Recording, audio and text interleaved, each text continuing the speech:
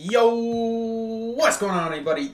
This is Psych here, and today we're going to be streaming some more Top Survivor Rank with your boy Blake, as always, as the game cuts off. What's up, everybody? Hope you guys have had a good Monday so far. Let's see who's in the chat. We got Diablo YouTube, Champagne, that's Lantern. What's up, Lantern? Alpha Creature, Fluffball, Ghostly Luck, Yoons, Soapingly, Skeletor's here. Man, what's up, Skeletor? I don't see you here often. Actually, I kind of do see you often. I just don't see you at the start of stream. Because usually I bet your ass is ranking. That's probably what's going on. Yoons, what's up? Okay, do you stream Mondays and Thursdays? Yes, I do stream Mondays and Thursdays. Just so you guys all know, it's always in the description. Regular stream schedule Mondays and Thursday at 20 EST. Yeah, because how would people know, right? How would they know? Yo, Rena's here. Welcome. What's up, Rena? I made chocolate cake with a cream cheese frosting. That sounds delicious. Hope you enjoy that. Psyche, that wasn't for you? Alright, sure, okay. Did someone ask? I didn't see. Who asked? That's the real question. Okay. Anyway, that was a little bit mean. What's up? We got Novelist. We got Antiquarian. We got Archer Band. Guys, looks like a classic opera singer making herself really obvious. The bad news is we don't really have a character that can really hard counter opera singer. There's not really such thing as hard countering opera singer, but because she's doing so obvious about it, I am actually going to play Puppeteer because I have not seen a more obvious pick than this. You could not make it more obvious. You were just asking for your survivors to play Puppeteer at this point. So that's exactly what we're going to do. We're going to play Puppeteer, and this hunter has to choose carefully. Do they still want to play opera singer? Chances are they probably still will, because opera singer is absolutely busted. But with that being said, Entomologist does not see it coming. She's just playing Entomologist. She has no idea what's coming for her. She just picked Entomologist, and she's going to die very quickly. On top of that, she has Flywheel, one of the worst traits you can take right now in 995, with all these hunters that speed up so fast, make it so hard for you to get a Flywheel just because how fast they attack. It's just not realistically possible to react to, unless you just straight up guess. Which, you know what, every once in a while will work, and then you'll die right after most of the time. And then you could say how great of a Flywheel that was. Anyway, guys, we're going to get started. I bet you this is a guaranteed opera singer. Like, if this is not opera singer, I'm going to check her profile, see if this is an opera singer player, and they just didn't go opera singer for some reason. But these are very obvious opera singer bans. I mean, some people do ban Archer, but no one bans Novelist. And not a lot of people ban Antiquarian as much anymore. But, you know, opera singer has to ban Antiquarian. It's kind of a requirement. If you're going to play opera singer, you have to ban Antiquarian because there's no other survivor that counters opera singer as well as Antiquarian. It's kind of funny because earlier I just said there's no real counter to opera singer, but I guess Antiquarian would be the one counter because she's got nothing. She has to basic attack you and she has to get close. So that is the one survivor who can kind of get rid of your attack, make it very difficult, and there you go. I was right. So obviously, it's an opera singer, and obviously she's going to go after the Entomologist. Not only is her ability really bad, but she did not even give herself a good persona ability. And she's actually going to die a little bit sooner than I would have thought. I thought she would last a little bit longer than that. Maybe pass through an open area. Use her slight... Oh god, I don't have my charger here. I'm going to have to pause this game after this match and go get my charger from the other room. But there you go. This is pretty obvious opera singer. And pretty obvious who would she go for. And I'm sorry, but Flywheel is just not worth it in this mode. There's really no reason to use Flywheel right now. You're always going to ban Goman, you're always going to ban Shadow. And I mean, even if you didn't ban Hula Blue, Flywheel wouldn't be any good against Hula Blue, I guess. There's really no reason to use Flywheel right now.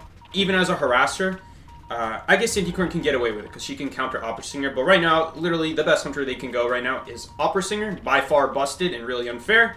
But even if they don't go that, if they go something like Bonbon, Sculptor, Wax Artist, Naiad, and these are all really common hunters. Maybe the Naiad not so much, maybe Sculptor not as much, but you'll see a Bonbon every once in a while, and you will see a lot of Ans. And every once in a while, if you're low tier, you will probably also see a lot of Naiads. You know, even though in my case, you probably won't see a lot of Naiads, you can still see Naiads, and that's the most important thing. By the way, how did the Coronary take damage? Did she go rescue? I don't think she went to rescue. But now she's in a lot of trouble. I mean, I wouldn't have been doing that middle cipher if you're injured, because now the hunter knows where you are for sure. 100% of the time. And Coronary also has Flywheel, which, as you can see, does absolutely nothing. It's just like, I understand that Broken Windows also is not like constantly perfect, But the amount of times that Flywheel is not good compared to how often Broken Windows is not good is monumentally huge. There's a huge difference in how often Flywheel is not that good versus how often Broken Windows is not that good.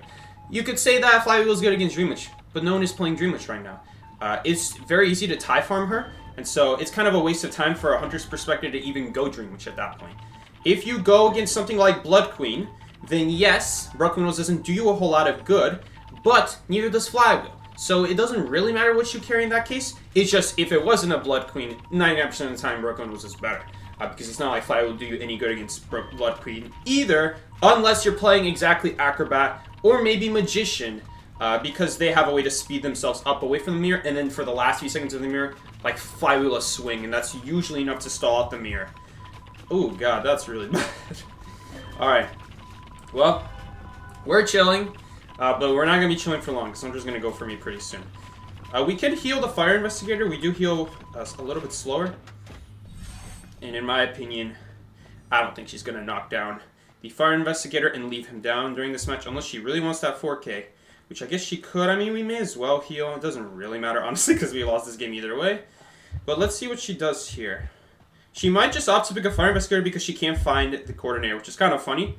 But it doesn't really matter. It's unlikely to matter. I guess we'll see if it matters. Maybe we'll be able to tie this game now because of that. Who knows? I guess we'll have to see. Game will be back in a second. There you go. It's back. Thank you, game, for leaving us on hold for a bit, but now you're back. Cool, cool, cool. Alright, we do got to keep in mind that our puppet does not last very long around the chair. Only lasts 4 seconds instead of the, what's it called? Instead of the 8 seconds. So, as you can see, very short puppet. It's a lot of the times very risky to even use the puppet. But as you can see, this is Puppeteer's downside as well. This is why I'm not carrying Titan on Puppeteer, because it is so expensive to do rescues with. I just don't think it's really worth carrying Titan on this main. You will see it in tournaments, because if it's Opera Singer, then Opera Singer is never going to chase Puppeteer. You guys saw right here. We never got chased. We would have been good with Titan. It just, we're in rank mode, you're not necessarily going to face Opera Singer. I guess we could have taken Titan because it was pretty obvious. But there's always the risk that they just don't have to go Opera Singer, because in rank mode, a lot of hunters don't take it as seriously. They might not necessarily go the best hunters, and then them not going the best hunters actually does a huge annoyance to you as Puppeteer, because your survivor is very good against a specific hunter and not really good against much else. I guess it's sometimes good against Naiad. Good for you. That's sometimes good against Naiad. Alright, and we're dead here. Because she just has infinite dash for no reason. For absolutely no reason. Unfortunately, we'll go down here. But yeah. It's very expensive. Puppeteer also has his issues. But had we been the first kite, you know, it would have been a lot easier. Just unfortunately, we have people like Entomologist on the team, which, you know, she's not very good against Opera Singer. Entomologist in general, I don't really play a whole lot of. I just don't think it's really ever worth playing Entomologist, because you have stuff like Blood Queen, you have stuff like Naiad that people will play. Again, she doesn't really hold a purpose, and by far the biggest reason not to play is because of Opera Singer. Literally anyone who's going to play Opera Singer, I don't think she's that hard to pick up, in all honesty. But we'll see here. We can cut a little bit here. They're actually going to be massively nerfing this area in the future, which is very sad. I'm very saddened by the fact they're going to be massively nerfing this area. Let's see, maybe we can make it to factory? Okay, I don't know why she's not using her dashes here. Did she miss? I'm just assuming she would, but I guess not. Which means we can actually loop this pallet one time. A little bit longer. Hopefully the pallet is still here. She actually missed her dash again. And now with this pallet being here, oopsie, I should have surrendered. I didn't notice that the timer was going still down. Because this guy's actually not going that bad, in all honesty. But we are a little bit limited to what pallets we have left here. Ah, we got her! She'll probably... Ah, she didn't walk through. Very hard pallet to use, because realistically you cannot really... Oh man, the surrender timer is quite long. Is it 60 seconds? Well, it passed by really quickly. And hopefully now we will be losing -4 instead of minus whatever we'd be losing. I don't know. We're going to lose -4 at the very least. And maybe we'll even lose like -2, -1 because we did a pretty decently long kite there, which is Not bad against full presence opera singer, though I will say I don't know why she's missing her dashes.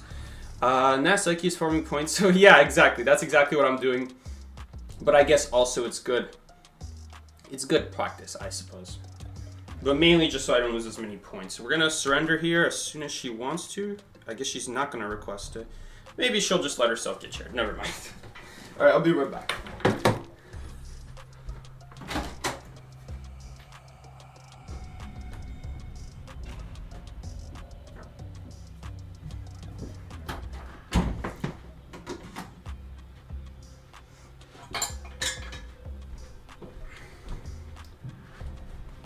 And there you go. We lost 0. We actually lost 0 points. Cool.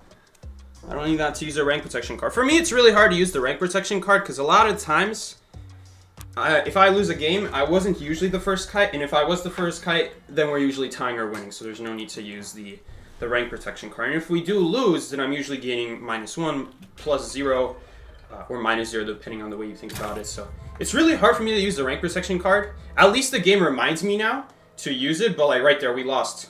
What do we lose? We lost +0. So we didn't even lose anything. Hell, I could count it as a tie if I really wanted to, because we didn't lose anything for that game. But we will count it as a loss, because obviously a loss is a loss.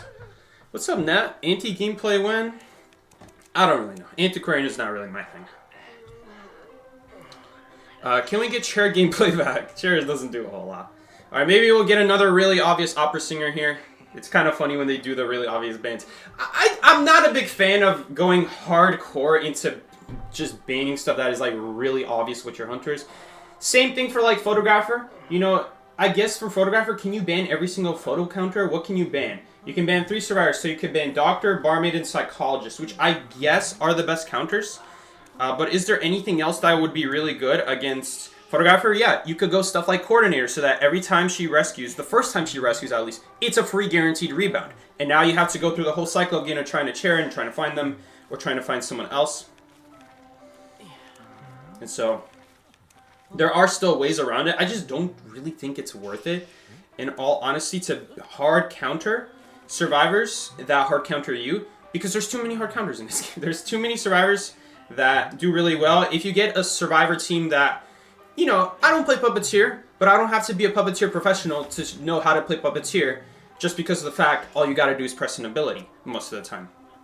Of course, for rescues, it's a little bit more complicated, because if I start using my ability when I don't need to, I put myself at half health, and then if she doesn't swing, we're in a little bit of trouble at that point. I suppose we could have just used my ability and then touched the chair. If she terror shocks me, okay, then I go to 3/4 health. If she doesn't, then I'm at least at half health, right? Maybe that's what I should have done on the rescue, now that I'm thinking about it a little bit, because not using my ability, I also get put at 3/4 health. If I use my ability and then get terror shocked, I get put to 3/4 health. I would still survive. So maybe that's what I should have done, and that way, if she decides to swing a little bit earlier before I touch the chair, maybe I would actually, you know, survive with half health instead of 3/4 health. And then with 3/4 health, well, I actually didn't finish my sentence earlier. With 3/4 health, it is a little bit harder to kite puppeteer because you can't use your ability anymore. Again, like I said, he definitely saw me there. I should have crouched down a little bit earlier. But like I said, with puppeteer, it is extremely expensive to rescue with puppeteer, and if you don't block at basic hit, you're in a lot of trouble, basically. Hopefully he doesn't cover this window. Okay, there we go. He should have been targeting the window, not me, in all honesty. And now we're going to lose all this wax here, because he's always going to get stunned here. He's not going to be able to follow up with any wax. It's going to be too late. We're even going to put another flashlight here in case he ever decides to vault that window. Even if the window is blocked, he will still be in a load of trouble. It looks like he just decides to leave. It's not worth the chase. I mean, I think it's really crazy that... Oh, no, he's back because there's no one at the cipher, I guess. So now he has to go for me. Nope, he doesn't have to go for me. But, you know, if this was a tournament match right here, this hunter would be done for. It's at least a tie situation, if not a very easy win at this point. All we have to do is have our next survivor do like a 40-second kite, and we get 2 other ciphers popped. His cipher will be done eventually, probably by the rescuer.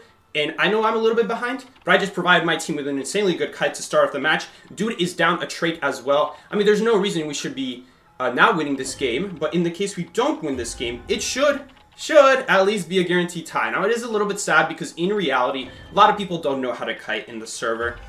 They struggle, and you know, there are not really any good YouTube guys. I guess I'm responsible for that because what am I doing? I should be putting out the guides. I'm like the one guy who put quality guides besides like a couple other videos you can find out there. Like I'm sure Kiroshiro puts a couple of quality guides out there. I'm sure Ellie has done a couple quality guides. But as when it comes to like examples and visuals and actual getting straight to the point editing, no like walking around. Like I did watch Schmitty's Rescue Guide, and again, kind of like a lot of walking around, like stuff that could have been edited out. Deters viewers from them watching a video like this. You got to get straight to the point with these guys. So I guess I'm in part responsible for that. But you know what? See, we're probably not going. The point is, we're probably not going to win this game now because, holy crap! On that side of the map specifically, like I guess I understand this side of the map. There's not really anywhere good to get like a window boost or anything. There's also not really any amazing pallets. All of these pallets are pretty easy for waxers to walk around or cover if you drop them. But like the area that I was in, again, not the best, but in Thief's case, that's why we spawned there. That's why we picked Thief, because Thief is basically a free kite on Church. It has to be like exactly Geisha to stand any chance at those windows. Otherwise, you're getting kited to death. He realized that, he decided to leave, but if you decide to chase a Thief for that long, and then you switch targets, any survivor at that point, you decide to switch that late into the game, it's Jover. It's Jover for you. You should have been on a different target sooner. You should have accepted that that Thief is going to kite the hell out of you, and you should have respected it. But they don't. They don't, because I guess the average survivor is not impressing them, not making them respect them. And so when they see a survivor like Thief, that's why I go stuff like Thief, because they don't respect the Thief, they don't respect the Magician. They chase these survivors that look really easy on paper, especially because there are people who play stronger survivors. I will admit they're not the strongest survivors right now. Maybe people get a future buff, and right now Magician is in the progress of getting a really strong buff. I will say though, this Postman is doing a really good rebound, and there is a shot of us still winning this game. But it's going to be kind of rough because, again, he's kind of finding himself in this awkward area. Weeping Clown is helping him out, so maybe that's the real reason why he's still alive. But you know what? Props to Weeping Clown for keeping that guy alive. That still takes some skill to do.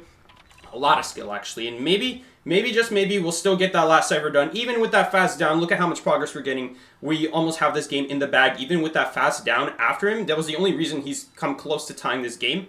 And he's still struggling barely. Let's see if we can actually finish the cipher. I don't know if we'll be able to finish the cipher. Looks like not. Okay. So they can just work on another cipher machine, heal up, do whatever they want to. I would probably heal up first. But at this point, the one person we can have pressuring the cipher is like a full health person, because that way, if he does manage to knock me down, I should say. Okay, I'm going to pop here because it is a basic hit. And he should be fine with the boost, but I am a little bit scared here for my teammates because I don't know if they know that the Waxers is coming this way. I'll give them a warning as soon as possible that Thunder is near me. Let's see which way he goes. He didn't cover this window, which is a big mistake. Because now we're just going to be able to do this again. So yeah, I think now he will decide to go for the gate if he has any sense in him. And looks like no. Maybe he decided to cover the gate and he thinks that's enough, but he's not going to get a very easy down on me. He's going to need a lot more time than that. Maybe he'll decide to warp on me and at least get one person out, but he really should have gone for that one guy while he had the chance at the gate. In fact, there were actually two people there. There wasn't just one guy. There were two people there. Okay, we're in a little bit of trouble right now. Nice! That was a beautiful flywheel. Respect the Thief. Respect the Thief. Okay, that was not really my Thief ability. That was more so the area. But I guess a little bit combination of using the flashlight to stall it out, just to give me enough time to reach the gate. And that was a really beautiful flywheel. I was kind of expecting him to wait just half a second, just to see if I have flywheel, because so far, every single window I vaulted has not given me a boost. So I feel at that point the flywheel was obvious, but hey, the dude lost his game anyway. He's probably not really worrying about it. But anyway, there you go. Really good game, really good start, really good escape at the end there. Even got a foreman out of it. Damn, that'd be a good result in the tournament. You love using the ball to force 100 wax?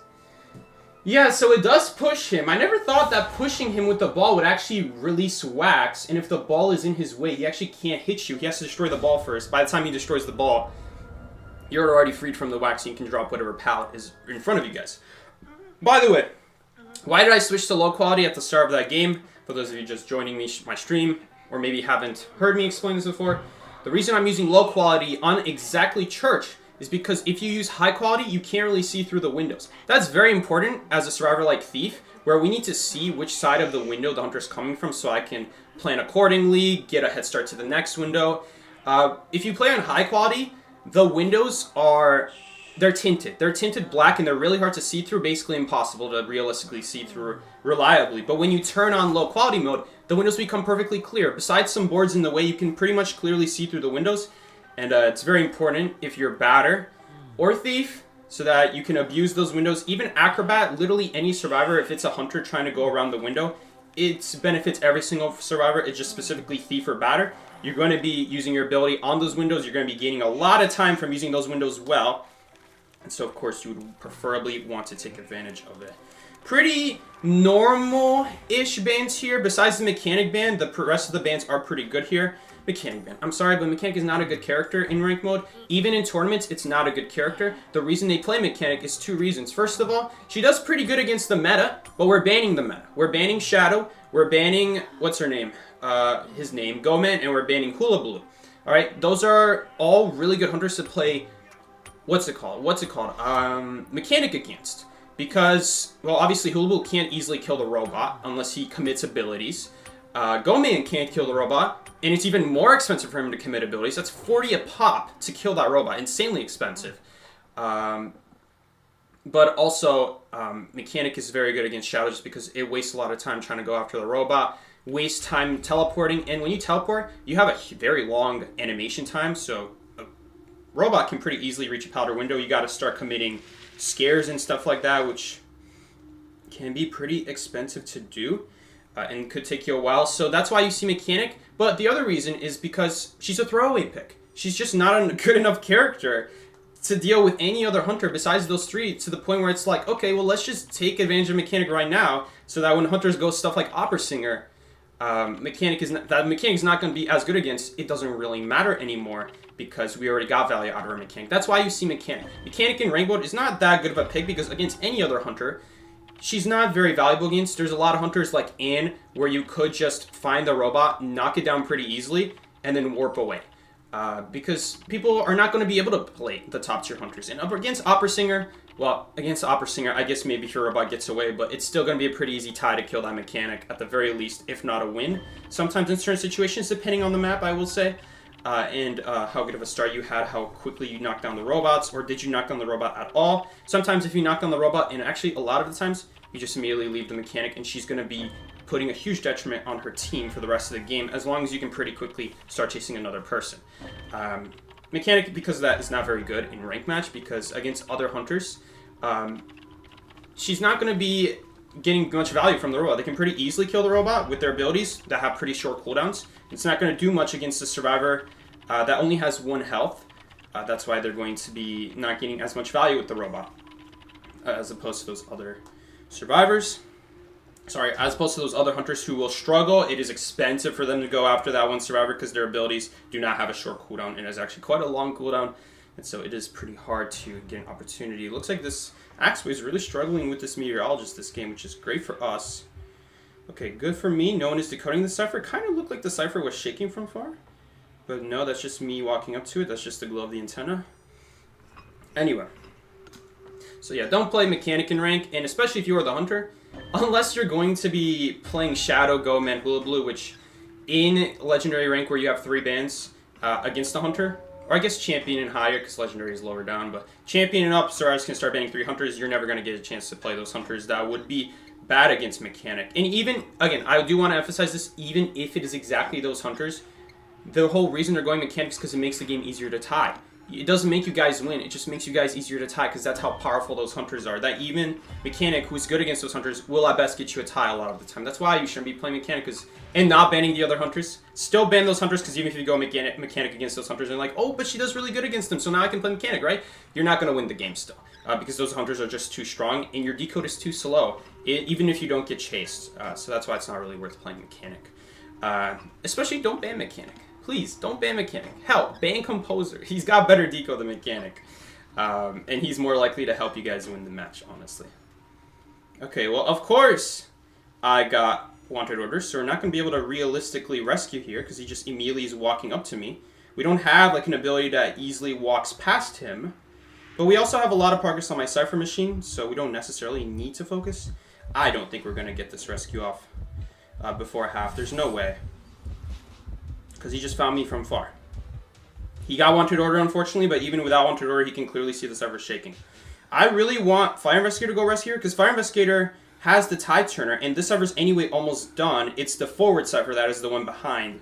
So me wasting that time doesn't really make that much of a difference. It does hurt to waste that illusion, but hopefully he should be fine here, because either way, the server's getting popped even with that time spent, so I'm not really too worried about not rescuing. We could try, but if he doesn't go back to chair, you know, in fear probably, that would be the one reason he would go back. They were not going to consistently get this rescue. So we'll try to body block at the very least. Hell, I'll even run in front of her to just absorb a soul here. Oh, that was a really bad pallet drop. I don't understand why she dropped that. He wasn't even close to her. He can easily walk around that pallet because he's so far away. There's just no reason to drop that pallet. I guess I'll have to get out of here, because I don't want to stick around here when they pop the cipher. Yeah, I'm out of here. Hopefully he pops. He popped as soon as possible right there. I do just want to get away from the Fire Investigator so my soul doesn't kill him. I think my soul just ended up killing him, unfortunately. That really sucks. We'll see what happens here. Maybe we can still get a tie here. He's going to need like a teleport here, because just walking, even with his 1,000 presence, is not going to be enough. So we'll see here. It's a little bit sad that Blake died because of that. I don't think there's a whole lot we could do about it, though. Okay, so we'll see here. We'll see what he does. He'll be forced to go after me. Oh, that's a really good soul. A really good soul. It actually ended up helping him from behind. Okay, now it's going to be tough. We could get dungeon, but problem is we're also on top of dungeon already. Maybe he'll swing backwards. No, no, no, go for gate. There's a dungeon here, you dumbass. Oh, wait, he's dead. We still have him on chair. We still have him on chair. It doesn't matter. The chair wasn't over anyway, because Blink has never been on chair, I don't think. Blink has never been on chair. I should have actually vaulted that window instead of going for the dungeon. Ooh, that was actually, maybe that's going to be enough to... I'm just going to get a boost, because I don't know how long that stun's going to be. I don't want to make myself too obvious where I am. And I really wish I had that illusion now. Yeah, we don't have that illusion now. Maybe I shouldn't have used the illusion. I just didn't know how long the stun was. Because if the stun ended right away, then we're going to get hit. And at that point, I'm going to be like, well, why didn't I use the illusion? I should have used the illusion because at least we have a shot at that point. But unfortunately, we still didn't get it. We'll use the rank protection card here.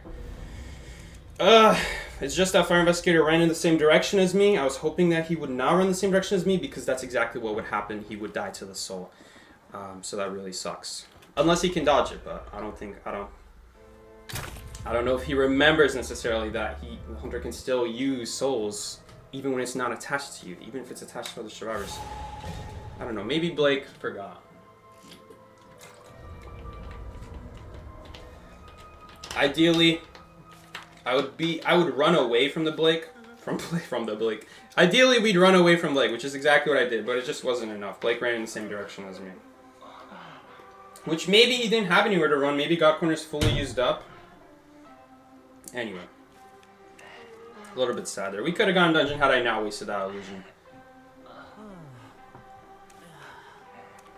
That is the one issue of forward, especially when you are even teamed up with forward. It's really hard when you have forward on your team to tell how long a stun's going to be. That is my other complaint with forward, is that even in a team situation, it's hard to tell how long that stun is going to last. You don't know if the hunter has addiction. You don't know how much rage they have. So that really, really tones down forward. A whole second can be deleted because of all those buffs from anti-stuns, and because of that you can really mistake for how long you actually have that. Honestly, there's like a quality of life thing to forward where all they have to do to forward, and it would make him a lot better, put a timer above the hunter's head for how long the stun's going to last. That would be really nice. Kind of the same way they got something going on with Antiquarian right now. Right now with Antiquarian, you're able to see how much time you have before you get last year. Imagine if they didn't show you that. How annoying that would be as a survivor, as the archer player, where the hunter could see how much they have, but you can't. So you're just fully basing off of experience, and if your teammates don't know how long that's going to take, well, then they can't really take advantage of your stuns as well. Same way I couldn't really take advantage of that forward stun because I didn't have an idea how long that stun would last. Does he have addiction? Does he have rage? How should I know? I have no idea. There's no real way to really tell unless you've stunned him before. So a little bit sad, but it is what it is. It is what it is. Let's see what he does here. Preferably, we don't want to walk out of the tree, because when we walk out of the tree, we get a purple soul. I don't know where he is right now. Oh, he's over there. Is he? No, he's not. Of course, there's a soul right here. I don't know why he didn't use it, though. It's kind of strange. Okay, let's use this for a boost, because he used his for a boost, so let's just cancel it out. Why the hell not? And, this is not really good, because now this soul is gonna... That should have been a basic hit. Maybe even a Terror Shock. Okay, we are gonna get a purple soul here, hopefully. Ooh, no, we're actually not gonna get a purple soul here. I thought we would have gotten a purple soul there. Turns out that's not high enough. And, yeah. I'm actually not gonna risk the ball, because that was actually a really bad illusion. Because I'm pretty sure he could have walked through that. Blink is up. I'm not going to risk it because we can make the pallet. He is going to finally drop a tree. But he dropped it in that direction, so the trees are going to spawn not in a place that's going to be very helpful for him. They're going to spawn behind me. And again, I'll use the illusion here just to ensure that no blink terror shocks happen. But yeah, we are down. We are down out of all our items now. And we're kind of in a rough spot here. And we are just going to take the basic hit. It's better than the soul hit. And he doesn't really have an easy way to catch up to us unless he has warp right now, which from the way he's playing, I don't think he has warp, but you never know. Honestly, he could have warp. Okay. That was... That could have been way better, but... Okay, let's see what he does. It looks like he's going to chase the survivor. Man, I really want Cowboy to be a good survivor, but I just dropped Cowboy because Cowboy's just not really a good survivor. It's not really worth using. I tried to play Cowboy, and even the times where you get like a successful lasso rescue, even when the survivors are knocked out, it's just not worth it. The survivor's not giving a long enough animation to the exploit to really make it worth. I need to go help the... Oh, we actually didn't get healed. In all honesty, I almost wonder maybe the heal wasn't even worth it because he did actually end up going down faster than I expected. But maybe I should have seen that coming. Okay, this is again exact same situation. I can't do anything. He already sees where I am from far. To go now is a Sui trip. There's no way I can make this rescue unless he goes back to chair in fear. Which is actually exactly what he does, but it's too late now. It's too late now. This is the second time I'm getting put in charge of a rescue. Novice would actually be better at rescuing. I wish, instead of him going for the Cypher, I would go for the Cypher, and that he would go for the rescue, because if that happens, he could just switch spots. But there's no way I'm making, even with illusions, there's no way I'm making it. I don't know why Fire Investigator keeps putting me in charge of the rescue. It is so easy to see the Hunter's shadow. Not the Hunter's shadow, the Survivor's shadow, if you just saw where the Cypher stopped shaking. Honestly, I shouldn't have even gotten healed, in all honesty. I shouldn't have even gotten healed. Hopefully he makes this rescue. Oh, he's waiting. Okay, he did make it. He did not end up losing that Terror Shot game, thankfully. Exploit that can do that Terror Shot game where because of his instant swing, that's going to be a problem. I just can't make that rescue. I cannot make that rescue. That's the second time in a row he's telling me to rescue. I just can't make the rescue. Unless I'm already close to the chair, I cannot make that rescue. If the hunter just even guesses where I am, we're not going to make that rescue anymore. And then we're going to let it go past half. In that situation, I guess it was fine, but it would have been safer for him to just rescue the first time. In case we need it, we would have me rescue again at that point. Or the novice rescue again. Man, Cowboy's unfortunately going to go down here before I can even make it to the gate. Thankfully, though, he teleported to the wrong gate. So this should be enough time now. Yeah, I don't think there's a whole lot we can do in that situation. I know it, because I didn't go for it, it looks like we could have. But trust me, if we went for it, it was over. Even without any soul hits, if he has any form of Berserker, but even without Berserker, he really doesn't need it. He has his 1000 presence. He could speed up to me and then speed back up to the chair. We're not making it. That's not counting the fact that full presence could have been imminent, which I don't think full presence was at was imminent at all, he did one hit on me, one hit on the cowboy, another hit on the cowboy. He'll get a fourth hit on me, but that's still going to be one hit away from full presence. So he would not have full presence, but that's another thing you have to think about. Are you going to get slowed down by full presence on the way there?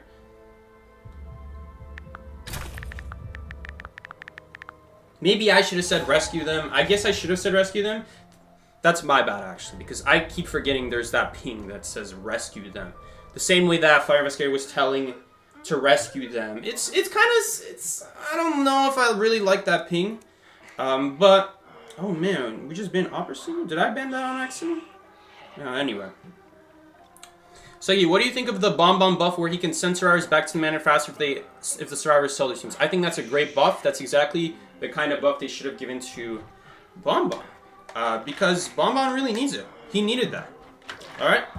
I'll say it. He needed it. You know he needed it. I know he needed it. Every single one of you know he needed that. Every single one of you knew it was a weakness. And they're trying to make him better by solving the weakness. So, I'm over here always saying every single buff and nerf that they don't fix the weaknesses of hunters. They add a useless buff, and that hunter, I always say, that hunter's not going to go anywhere, and what do you know? That hunter never goes anywhere. Just like, oh, the light switch is not on this side. I thought that was a light switch behind me. That's just something on my screen.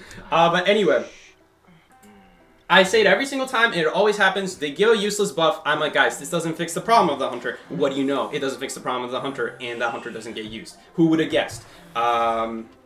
Me, I guessed it, obviously. But what I'm trying to say is, this is a great buff. This is exactly the problem with Blamba. The buff to Clown, where he doesn't immediately get crashed if he hits an object. That's exactly one of his biggest problems. Why do we have Wheel that doesn't get affected by that? It doesn't make sense. It's not fair. Even Percy was a better version of Clown in some situations. Not really, though. But at least Percy can deal with, like, pallets that Clown could not. So I guess he's a little bit better. Hard to say who's better. It really depends on the map. But, great buff for Bonbon. You look at Magician, they fixed a huge problem with Magician where Magician can't go through his illusions. It really sets back the versatility of his kiting. And, I don't really talk about it because there are ways around it. You could even drop the pallet on yourself and then vault it, and then you can vault through the illusion. But it wastes a lot of time and it's very inefficient. You might even want to save that pallet, but you might not want to use it. So I'm just not a big fan. When they do buffs that don't really change anything. This is exactly what they should be doing. They're adding buffs that change characters, and people are, I'm guessing by your question, I'm guessing there's a lot of controversy around. I'm guessing people, I'm going to turn high back on. The one problem with low graphics is that the pallets, even when not dropped, do not load in from far. I just keep forgetting to put it back on high after that church game. But anyway, who is the hunter? What was that sound right now? Was it a Wu-Chang? It is a Wu-Chang. Look at that umbrella. Yeah, that's a Wu-Chang. But anyway, we do have Mechanic, so we might not necessarily easily win this game. Because Mechanic doesn't have anything to help her fix the kite if he throws an umbrella her way. Okay, this is a little bit dangerous. I'm not a big fan of this situation. It is just Wu-Chang, so I'm not really scared to use the crappy pallets. In fact, it is more efficient that way. Because, while he doesn't have his better abilities, we want to use those crappy pallets if possible. Because they will help us survive. Especially if he just uses Umbrella. Okay, that is the Blink Terror Shock. Kind of what I was talking about earlier with the Axeway match. The whole time I was thinking about it. Do I really gotta risk this? Is it worth the risk? And a lot of the times the answer is no. Looks like her robot is even gonna go down. And I don't think she'll get basement at the very least, but that was still a really bad outcome. She did a really good starting kite. But the blink kind of canceled it out, kind of made it seem like, okay, now it's almost like she got hit it, once every 20 seconds, almost, right? But, it is what it is.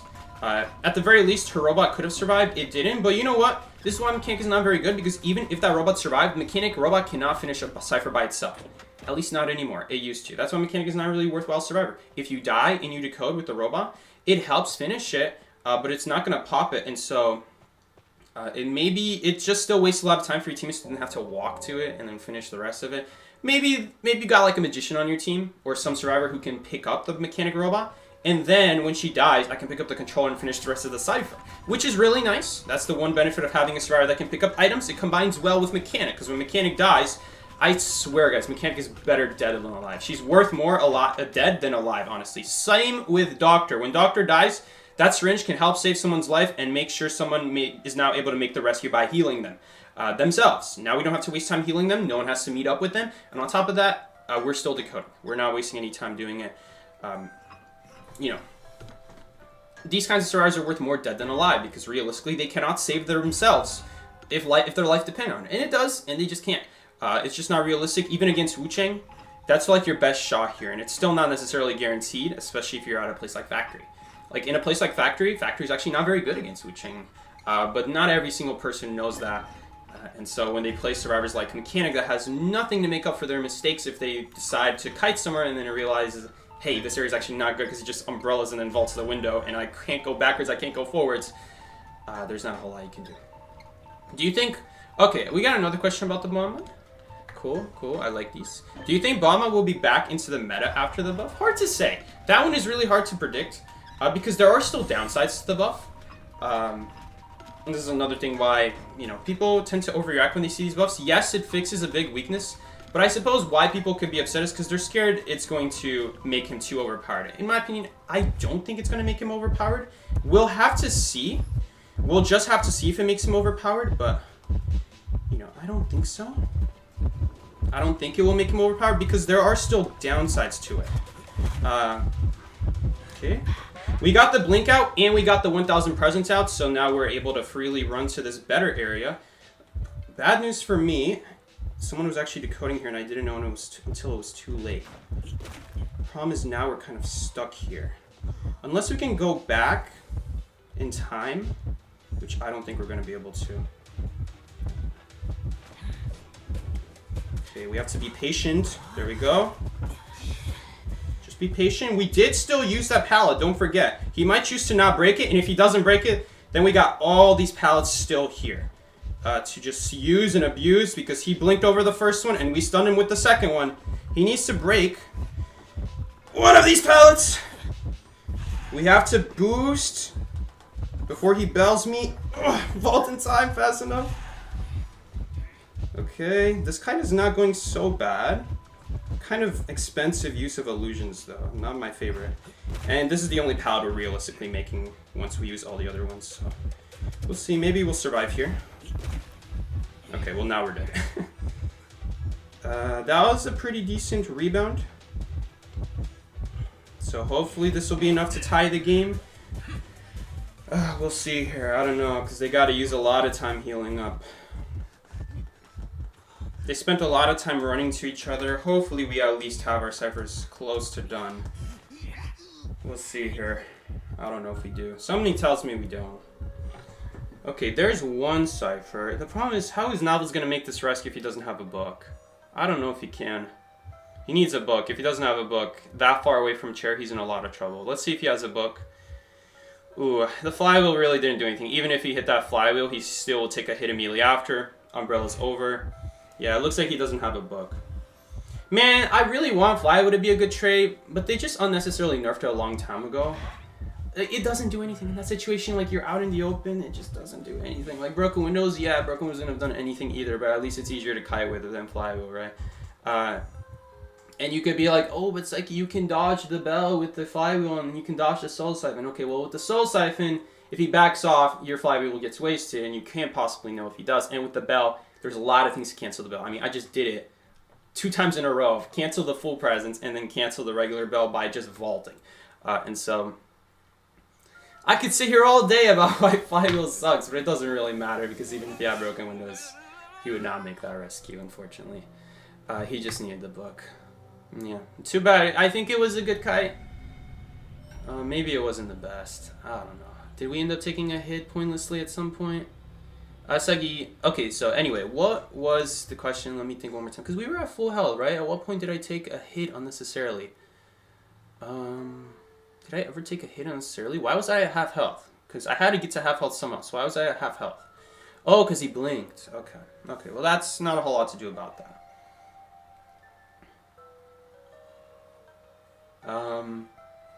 Let's see here. So yeah, I think that was basically the best we could take that kite. Full presence Wu Cheng.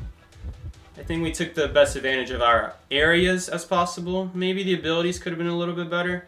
But I mean, we had to use them to stay alive. The only question is, could I have used a different area to save the ability? I don't think so. I don't think so, because if we use any other area, we'll also have to use our illusion because the area is worse. If we use a closer area, the area is just simply worse. And then we'd anyway have to use the illusion. So it's better to use it to just reach the stronger kiting areas. Really good prediction from Blake there. Hunter just blinked through the wall right there. You can blink through the wall and sometimes you'll catch them off guard, but Blake really read him like a book there. That was really nice. But he will die very soon here. Maybe he'll dodge.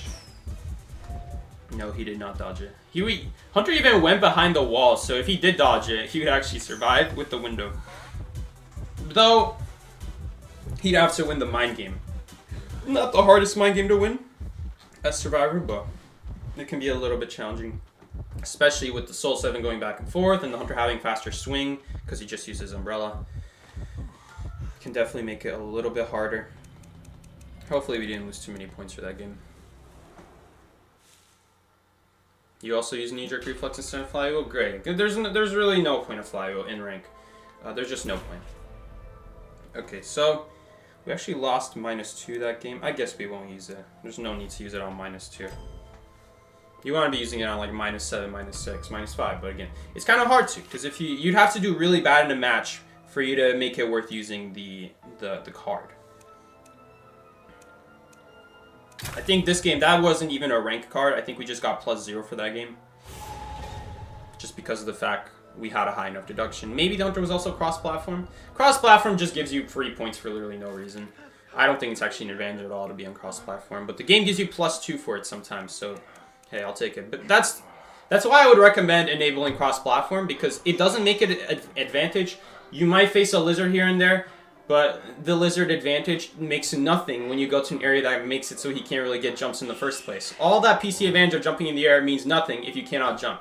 That's why I don't think it makes any advantage to have PC or not. If you're not in the area, I guess it makes a little bit of an advantage, but it's not significant enough. Lizard is just not a good Hunter. Like, this is the one Hunter where it's good. Honestly, the devs have done a good job making the game more compatible with hunters like Clown, to the point where you don't really need to play PC. They've given an option to increase the sensitivity of Clown. You don't really need to play on PC. Anything you can do on PC, you could do on mobile at this point. I just don't really see the need to. Just free +2 for us. So no real fear. I don't know why I'm spawning here. I'm so sorry. I should not be spawning there.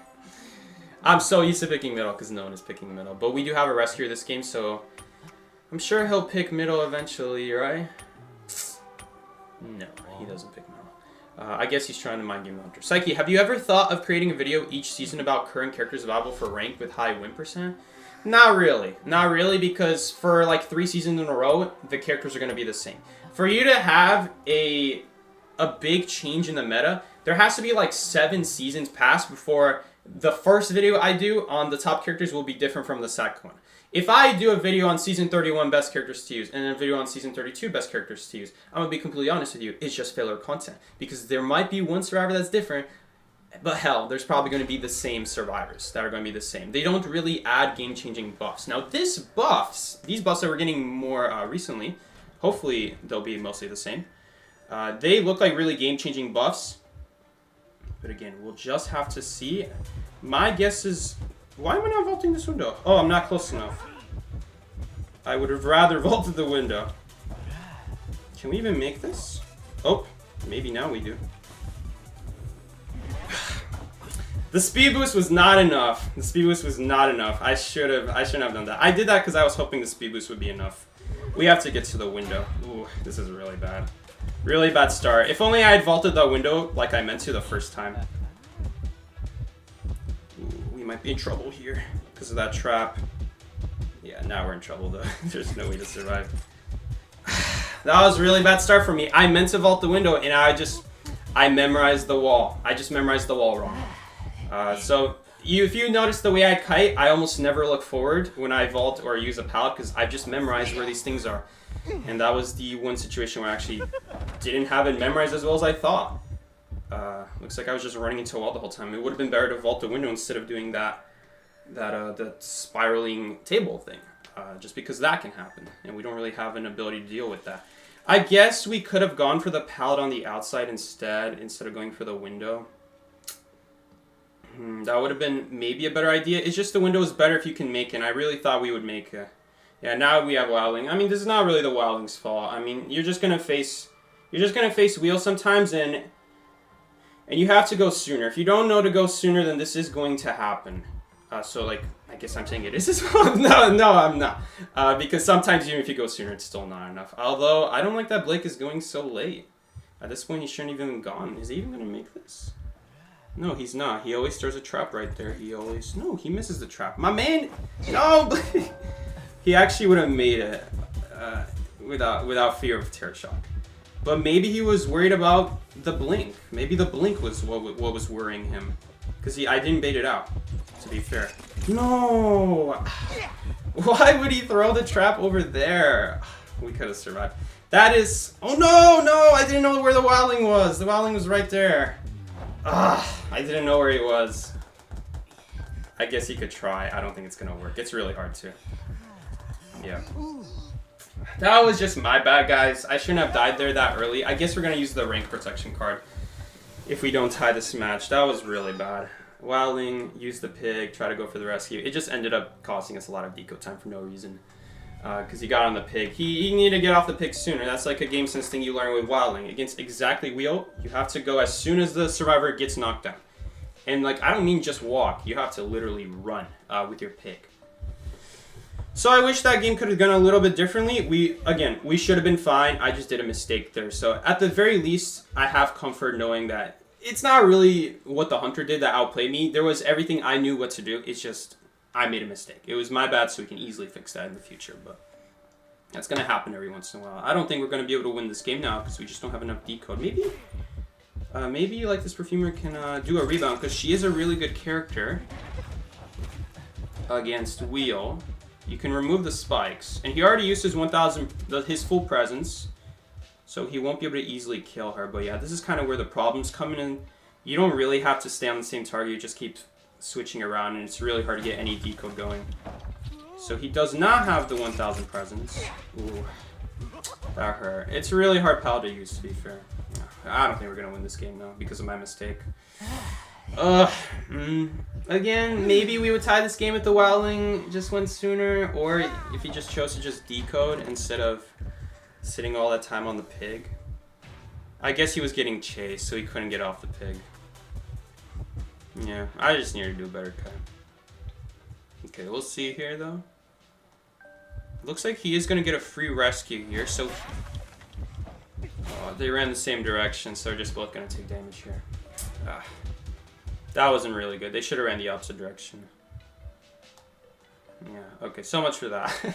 I guess we're probably not going to tie this game now. There was a shot if he keeps himself at full health.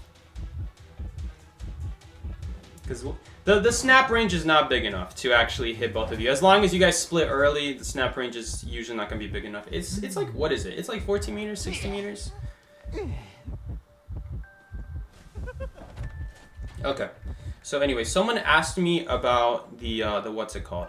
The Bonbon nerf. Do I think he's going to be meta? It's hard to say because there are some weaknesses to it. You have to remember that as Bonbon, against survivors who know what they're doing, it's very expensive to go chase people with Bonbon because you start with 0 bombs. Keep in mind, you start with 0 bombs. You get 1 every 6 seconds.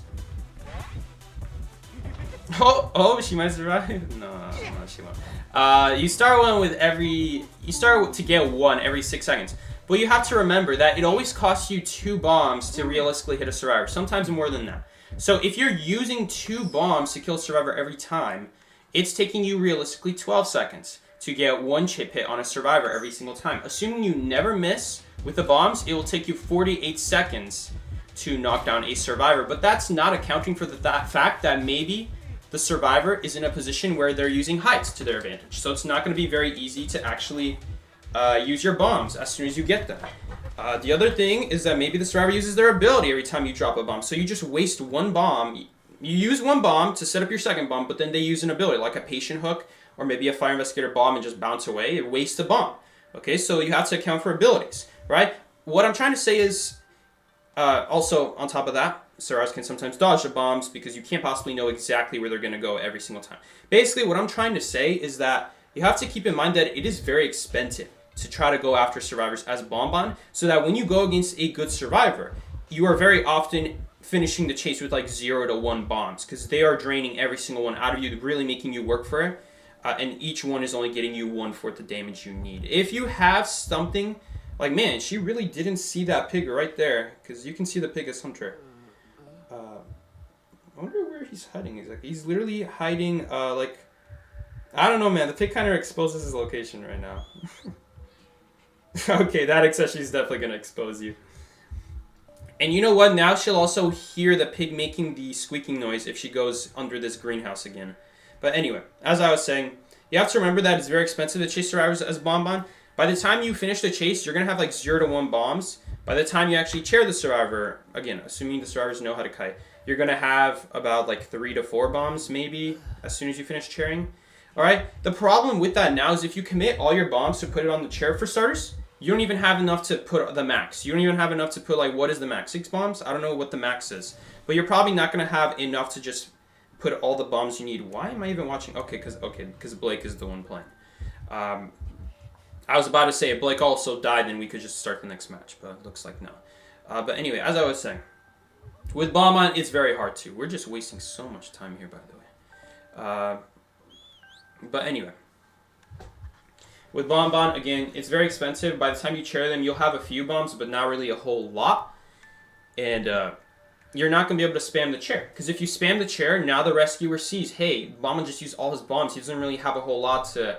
really stuff the rescue reliably, because again, there's no guarantee you're going to hit every single bomb. You're going to miss a couple, usually. So if a rescuer sees that, they're going to come rescue at that point, and it's going to be a lot harder for you to defend the chair. That's why I'm not really like that concerned of this being a game-changing buff, because if you commit all your bombs and being like, oh wait, look at me, I'm going to increase the chair by like 40%. Well, then the rescuer's going to see that. If it's something like Mercenary or something like that, they're going to elbow pad in and rescue as soon as possible. And it's not even going to matter. You just wasted all your bombs. I don't think the bombs do anything if you rescue, right? But anyway. You have to remember that those clips of the buffs and nerfs, it's like the ideal situation, right? Ideally, you're going to have 6 bombs so that after the rescue, you can just literally immediately... you can literally immediately just drop all 6 bombs. And with full presence, it's going to be also pretty easy to get your bombs back on top of that. But like early game, you're not really going to have those bombs. You don't have full presence to afford it, to get it back quickly. And, you know, the early game is the hardest part for Bonbon. You know, it doesn't really matter much that you're going to get it later on, because you have to get a good early game. I will say that with the Bonbon strategy, it still helps him. It still helps him, but I don't think it's going to make it like overpowered by any means. We have a lot more harder hunters to kite than Bonbon, and so if you get chaired against Bonbon, it'll definitely help out if you don't get rescued. That was a really good trap from that hunter right there. Made sure so that he can't walk away from the window. Or else if he does, he walks slow. Alright, he tried to and he was just too slow to walk away. Okay, we are going to use the rank concession card. That was a really bad game for me.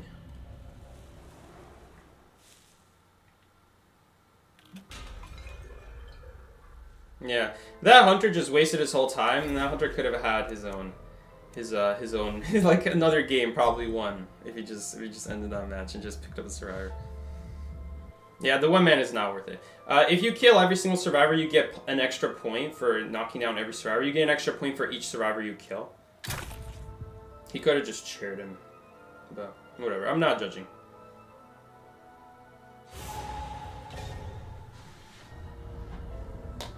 Blake getting... Yeah, I already read that.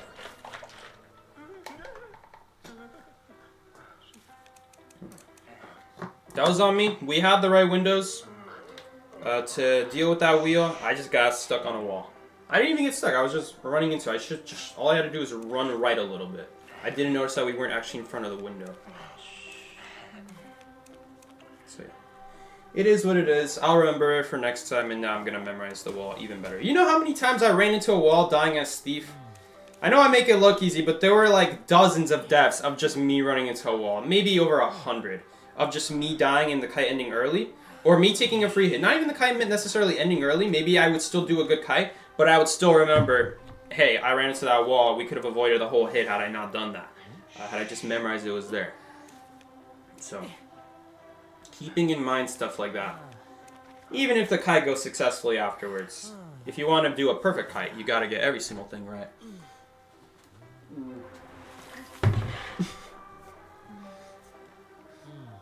Anyway, hopefully no one spawns Shack. They probably will.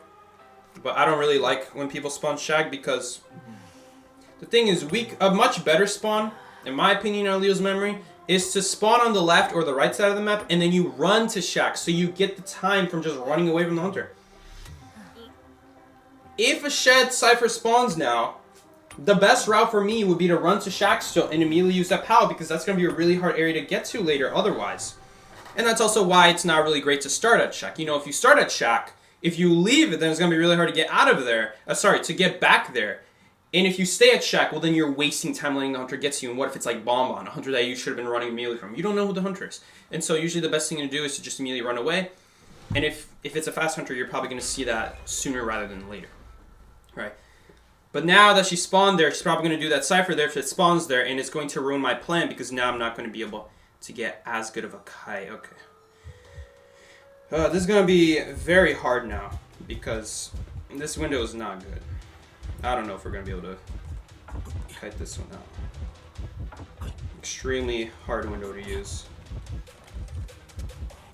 Oh, fuck. Okay. It's not bad. I'm just going to use the illusion. We don't need to get free hits. Anyway, no. No. God, that was really close. As I was saying, the illusion's probably never going to be good, so let's just use it. Oh, ooh, the rocket chair being there almost cost me. I thought he would roll tight, so that was really bad. I thought he would go tight. He did not end up going tight. Really unfortunate as well, but it is really hard to dodge, to be fair, when he's got the speed. Okay, he's trying to blink. Probably baiting the owl, if anything. I think we'll call for it now. We'll just walk into the trap so that Seer can be confident that I'm going to take a hit.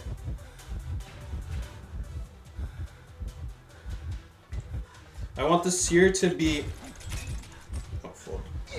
No, I meant to... Wait, I did use the illusion. I was already next to a wall. So, I didn't think I was next to the wall already, but I was. I mean, this could be another buff to illusion. A very annoying thing with Magician. If you use the illusion and you don't walk at least a little bit further, if you don't walk at all after using the illusion, you get hit. The game always prioritizes you over the illusion. And it is really annoying in that kind of situation. But that was, to be fair, that's on me. Again, second time in a row, that's on me because... no, he's not going to make this before half. No. That's after half. All I can do is hope that the ciphers will be ready. But with full presence and blink, this is going to be insanely hard! And then we do an insane play. I'll take it. We're probably going to die to full presence. Because there's no way to dodge that. There's literally no way to dodge that. Wait, we might dodge this. Yes, we do. He got out. Got to be careful here. I think we should be fine. No. Why would... Man, he's really getting me with these traps. Why would he drop it on the other side? I guess because he's planning to go on the other side. Man, he really got me again. I'm assuming this is the same hunter, so I'm just saying he got me again. Because I'm assuming it's the same hunter. Okay, as soon as he comes out, I'm just going to stay focused on decoding.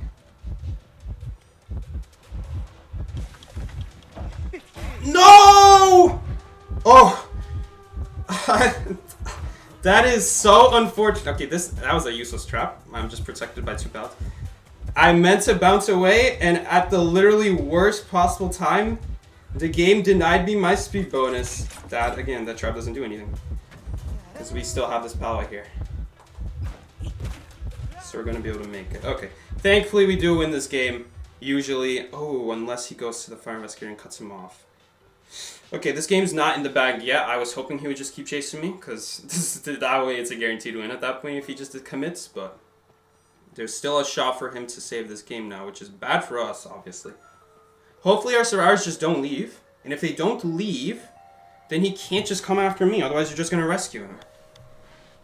If they do leave, I mean, he doesn't have detention, though, so they could just keep taking hits. They might even take a hit for him here. I don't know. Maybe. Okay, it didn't work out.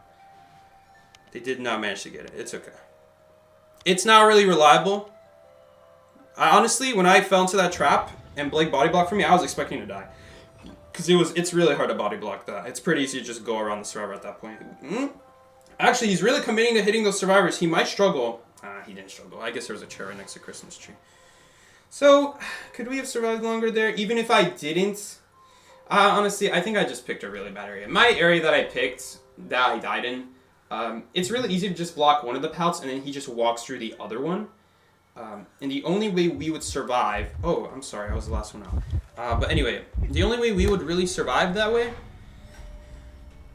is if we use the illusion to stall a basic hit. And even if I do, he's probably going to cover the better pallet, and then I'll be forced to use the pallet where he can easily walk around, and I cannot walk around. Does Psyche use Flywheel at all? I use Flywheel on Thief.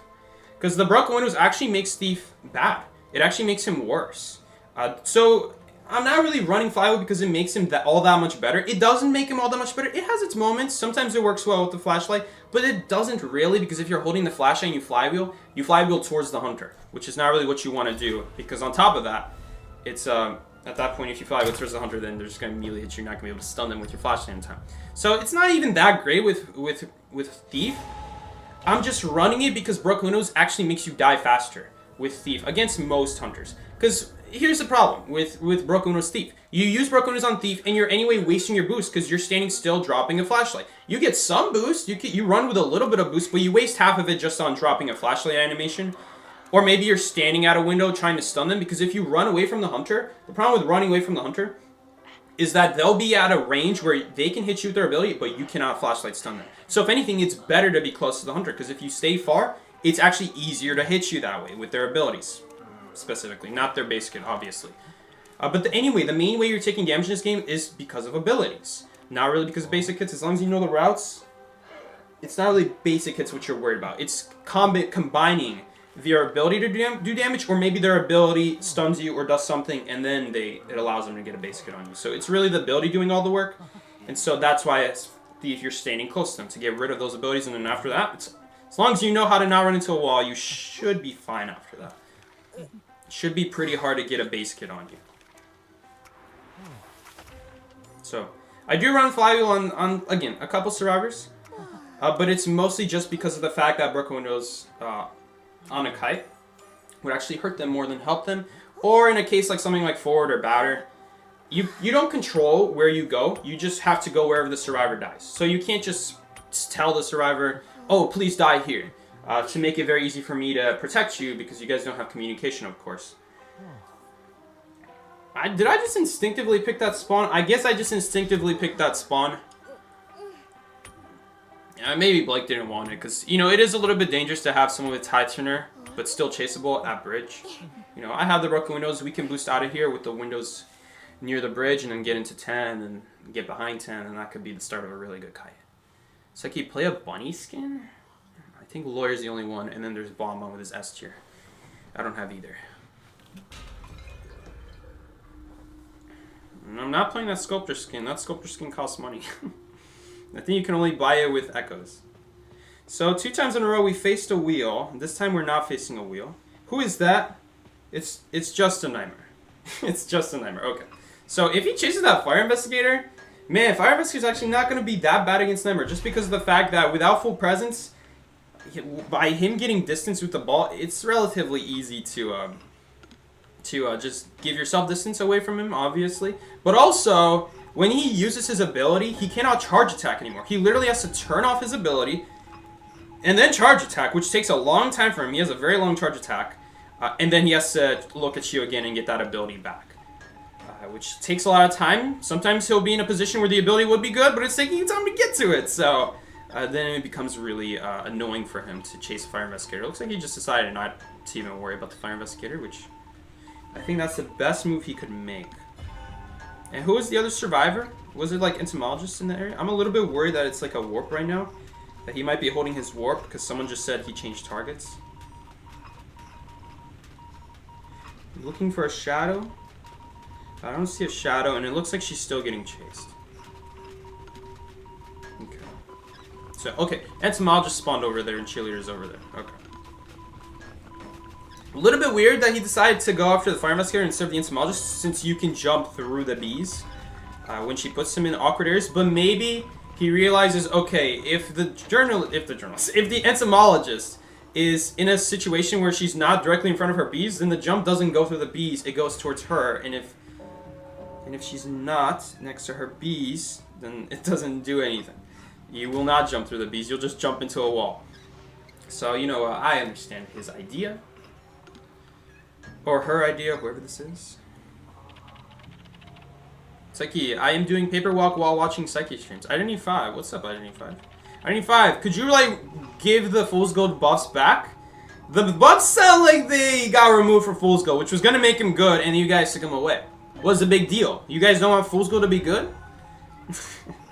So, I actually don't know if they're removing the buff. A little bit of rumor, people are rumoring that they did, when all it says, it optimized it. What does optimizing mean? Does it make it even easier to go through walls? Does it make it harder? I don't really know. We'll find out. They might even change it again. That's why I don't really give comments on the balance changes about how game-changing they would be, because a lot of the times they revert it if it's like a really good buff. Like, honestly, I was expecting them to revert the magician buffs, as great as they would be. But it's kind of a little bit sad to be like excited over it and then they just revert it. All I can say is they would be good buffs. That would be a really good Fool's Gold buff. I'd be really happy to see Fool's Gold be a really good hunter with a reliable movement. But it is what it is. We'll see if it goes out. We need to do one more Cypher Machine. Are they just working together? Is she using bees and then the other person is using... I just don't want to do an extra Cypher if we don't have to. I think it is against a hunter with pressure. You got a crow on me. Okay, I'm a little bit worried about that, but hopefully we're not gonna take a free hit for it. I mean, dude, if he comes after me, it would actually not be bad because no one's been on chair. Can I just say how they just freed her from balloons? Didn't she go down this game? She went down this game. That's how he has 1,000 presents, and they just freed her. They just freed her somehow. I have no idea what just happened. I think the beast had something to do with it. Maybe Fire Investigator Ball had something else to say about it. Maybe try to go dump basement. And then Fire Investigator put a ball in the way, and then after that, there's not enough time to go back to the chair inside of two-story. I don't know what the hell happened. But Fire Investigator does go down here. A little bit awkward. I don't know why he went down there. Let's see what happens. He definitely threw a crow on me. It's just taking time to come. Or did he throw it on the chair? It looks like he threw it on the chair. Okay. So at this point, they have to rescue together. This is the issue of going down, is that yes, it's a fresh chair on Fire Investigator, but also that's an extra injured person who now won't be able to do much for us. So even though, yes, it's a fresh chair, but Cheerleader can't realistically rescue. It's up to the entomologist at that point, and she did get hit from chair. Thankfully, Cheerleader was there before he could teleport. I don't even know. Did he even have a teleport up? I think he did, right? Anyway, Cyber's primed, so we're just going to wait here. A pretty good start for us. But this game is not over, because all that he has to do is put a crow on me. And I guess if he has teleport, then he would be able to stop my gate, and then stop the other person's gate.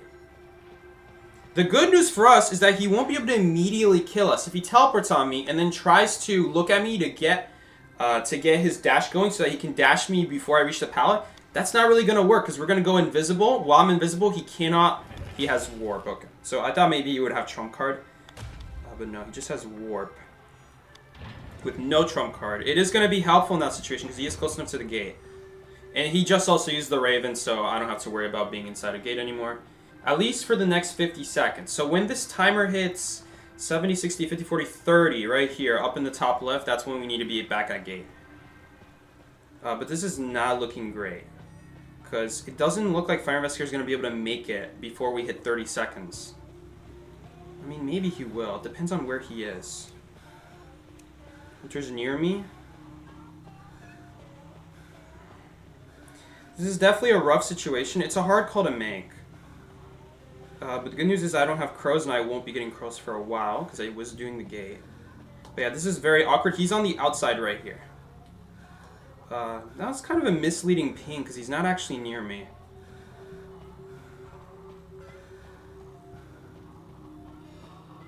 Ooh. Oh shit, he definitely saw me. We gotta back off a little bit here. I'm not a big fan of the situation. He definitely saw me there. I'm guessing he's gonna teleport back, right? No, he actually might not because Fire Investigator is literally in the middle of chase right now. Okay. We'll see here. What is he gonna do? We actually have both got crows. That's a little bit unfortunate. Okay, he actually went for her, not for me. And he did use his crow again. That's another 50 seconds that we're going to be free to reach the other gate. We're going to try my best to pick up this Fire Investigator as soon as possible. He is out of detention now, so we're not going to have to worry about that. And yeah, this is not really my concern if he comes in this direction. No, he ran away. That's not towards us. That's towards the entomologist. Because we just got a heartbeat, so that must mean that the warp side, where that's closer to us, is the direction away from us, pretty much. Because he was close to us, and if he warped, if you see two sides of a warp and you just got a heartbeat, then the one that's closer to you is probably not going towards you. It's probably going away from you. Because you just got a heartbeat. Otherwise, why would he use the warp if he still goes after you? Okay. We get the boost here. I'll even grab... Oh no, we didn't grab the crow. I mean, it doesn't matter if we grab the crow, actually. No, no, no. I don't like this. I would not vault that. I would not vault that. No, I don't like this at all. Wait, I should probably stand right here. Okay. This is really bad. He barely managed to actually teleport on us. I don't know what we're going to do here. How are we going to help him survive? Pray that dungeon is there? Can you stop me? Can you stop him? I'm gonna leave because there's nothing I can do anymore. No, he doesn't live. He ran away. Did he think he would make dungeon? You're not gonna make dungeon without Rocornos. We basically had to go for gate there. I don't know why he decided to go away. She decided to go away. It's a she. But he probably wanted you to heal before rushing gate. Could we have done that?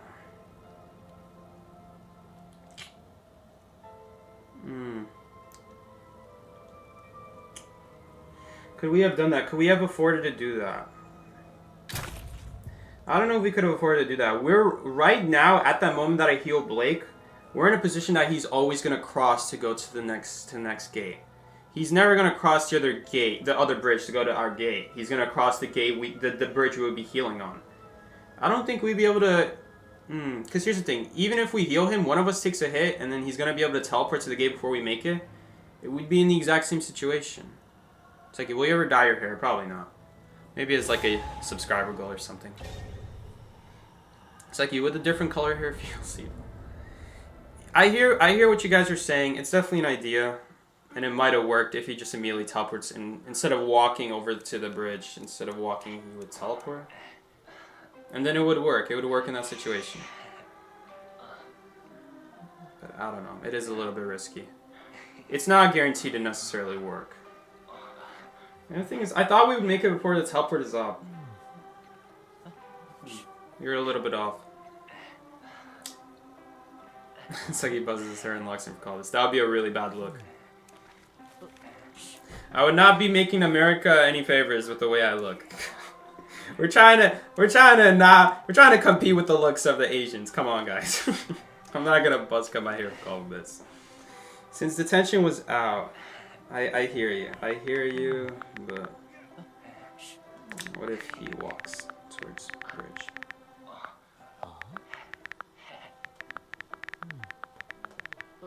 I hope we don't get lucky guy. We got lucky guy. I thought we had 2 more seconds left. Alright. Let's actually spawn. Nope, we have postman. We can't really Who's the better kiter? Psyche Unlucky Guy or Random Postman? Technically, I think Postman's a little bit better at kiting, but I don't know, it's a random.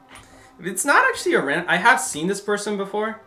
I don't remember if they kited or not, but it's kind of like a funny joke because they got 110 ping. So like, I'm gonna name myself 120 ping, and now no one will blame me for missing flywheels, right? But anyway, first ball calling this player. Hopefully we don't get a syringe. Please just don't give me a syringe. Even with this one item, we could do something with the one item. Maybe not a 3-server kite, but at least we could do something. Who is it? Please just be like Wu Ching or something. It is Wu Chang. It's Chungus. Okay. Lucky Guy stocks just went up. That being said, we still need to get an item, because if we get teleported on, we're still going to take a hit. It just means that the starting chase will be a lot easier. As long as we don't get teleported on. Okay, we do have to... This is the thing about Lucky Guy. You basically have to open a chest. We did get what we wanted the first time, so I don't have to waste my gift basket for later. It does, though, mean that my next gift basket is not necessarily going to be guaranteed, though. Man, my other ability button is really small for Lucky Guy. I should make that bigger. Okay, he just used his teleport. It's probably fine. Hopefully we have time to make this bigger. There we go. Okay, whatever. It's close enough to the same size. It's maybe not exact. It's close enough. No one's going to notice the difference. Psychic cosplays clown for... That would be pretty funny. Anyone who's watched last year's Call of This would instantly recognize, like, is this the commentary with the clown impression? Because I don't think that'd be a good look. I don't think that'd be a good look. Now that I think about it, with the idea of clown impression, if you know it was to improvise as clown, it might work out. I don't think it's a good idea to walk inside a Call of This looking like Joker. I don't think that's a good idea. And I don't mean Joker from IDV, I mean the Joker from the movies. That's probably not a good idea. If you don't know that it's a reference to Cloud in 95, it's not a good look. I figured out how Psyche changed setting of quick message. Never mind. Oh, you mean like being able to see around the map? Is that a warp? Was he just holding his hand out? Man. I feel a little bit bad that we went Lucky Guy, because we could have already had the Cypher done already. If I had not been Lucky Guy. Okay, hopefully he can pick himself up. He did get dropped. No, even if he picks himself up, though, he's in the open. I guess... Let's see, where is Blake? You already want help? Alright. I don't know, kind of a bad time to help him, though, but... It means I won't be decoding for a while. And honestly, I don't really know if there's going to be another time this game where he actually is going to need the self-heal. That's why I wasn't really... Okay, my man is just standing at the umbrella. I mean, I didn't want to stand at the umbrella because we would not have be able to... I mean, I guess... No, he has full presence. If I stood at that pal, we would be getting full siphon. One of us is taking a hit. I don't know, kind of bold of him to stand at that pal when he has full presence. Because you will instantly die. I would love to get this man a football. Let's get this man a football. He has synergy with football. This is the one survivor who can use football. If we get it, I'll ping it to him. No, we got syringe. I'm so sorry, man. We didn't get what you needed. Okay, we have to play it safe. I mean, now that I got the syringe, it actually wouldn't be the worst value to go for the rescue now, but... I'm going to say no to it. It's just Chungus. It's just Chungus. Shouldn't be the end of the world. I kind of feel sorry for the postman, though. I don't know. Maybe he can rebound. That's a really hard chair to rebound off of, though. Sometimes you'll make it, I guess. I read him like a book. I don't even know. How did he even fall for that? I don't understand. Is this the same Wu Ching from earlier? It's the same skin. I just gotta be careful of like a blink here. I didn't expect that. That one is stuck. I can't see him through the wall. Too bad. We also don't really know his trade. Did he ever use blink this game, to be fair? I don't know if he wants to use the pallet, the window, when he literally has teleport up. Might be a good time to get a gun for when he teleports on me. Yep, vaulted. And we can cancel the... No, you don't cancel full presence. One of the most annoying interactions in this game, honestly. That you don't cancel full presence from that. Okay, he's gonna go that way. Okay, this perfume, again, this perfume doesn't do anything now. There we go, got the bell.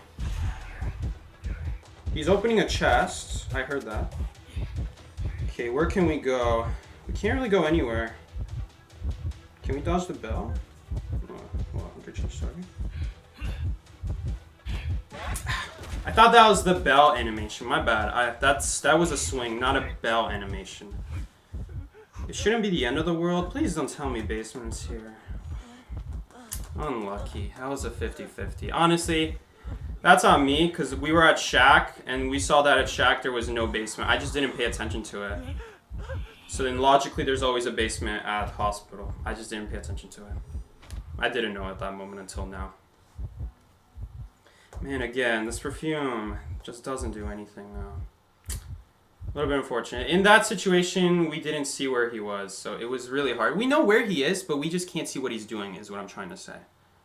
Again, maybe I should have. Maybe I should have just used my perfume there. It's a really hard call to make, to use your perfume in that kind of situation. Hopefully... Okay, I don't know if we're going to be able to easily win this game now.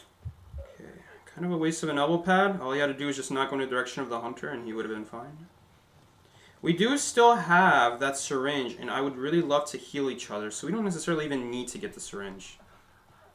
I could even get a robot right now. Would it be worth it? We're not guaranteed to get the robot. So many problems with Lucky Guy. I wish you would just always get what you want from Lucky Guy. I'm happy they're gonna give the Lucky Parcel a guaranteed drop rate, but if we're being realistic here, I was asking for the bare minimum because I'm not expecting devs to actually even do anything with the Lucky Parcel. But they did actually end up buffing it in the end. Okay, what is this? What is he doing? Okay. Forward got a syringe. What about my other syringe that I got earlier? Would have been nice to get that one up. I don't think it was necessary to search in all those chests. Unless he already used it. He knows I got a syringe because he literally walked right next to my chest. The chest that I opened, tried to get a football. He walked by, checked to see if it was a football. It was not a football. Wait, I'm just going to assume he'll heal up when he needs to. Yeah, there you go. Okay. At least now the perfume is good. The perfume will still be good now, at the very least. Okay, I just wish I didn't get that basement. It kind of makes this game more awkward. I also wonder what is even our other cipher machine? Like we got statue, we got something else, and then we got forest. So then does the something else cipher have progress on it? I don't remember which one it is. Was it this one? Is it this guy's? Is that the cipher? I don't know. This is going to be really hard to win at this point. I'm actually happy we saved the self-heal on him now. Thank goodness for that, right? Okay. He's still going to bell here, though. What are we going to do? Are we going to dodge him?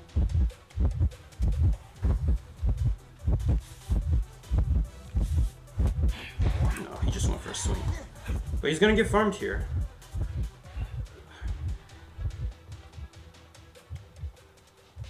Really rough. That's really tough. Damn. That one is popped. Is he going for my syringe? Is he going to steal my syringe? We're both going the same direction suspiciously. He actually stole my syringe, dude. That's actually... I'm sorry. That's actually hilarious. Dude stole my syringe. I found that earlier. What'd you even open chest for earlier then if you're not going to use that one earlier? You could have saved so much time. He didn't even end up using it. He actually got Salvert on. Dungeons out ruins besides Shack. Don't care. But thank you, though. I really don't want to stall the game out to get dungeon. Lucky guy of all people getting best deduction? Ooh, come on. What is the game doing? I got basement. Psyche, if you have 1 million subscribers, will you get an IDV tattoo? No. For looking like that one fresh disappointment me going to find a syringe. Dude, he kept opening chests, and he actually did pull a syringe from one of them, even though I got a syringe earlier, and that could have saved some time. And then he ended up stealing it when I was going for earlier.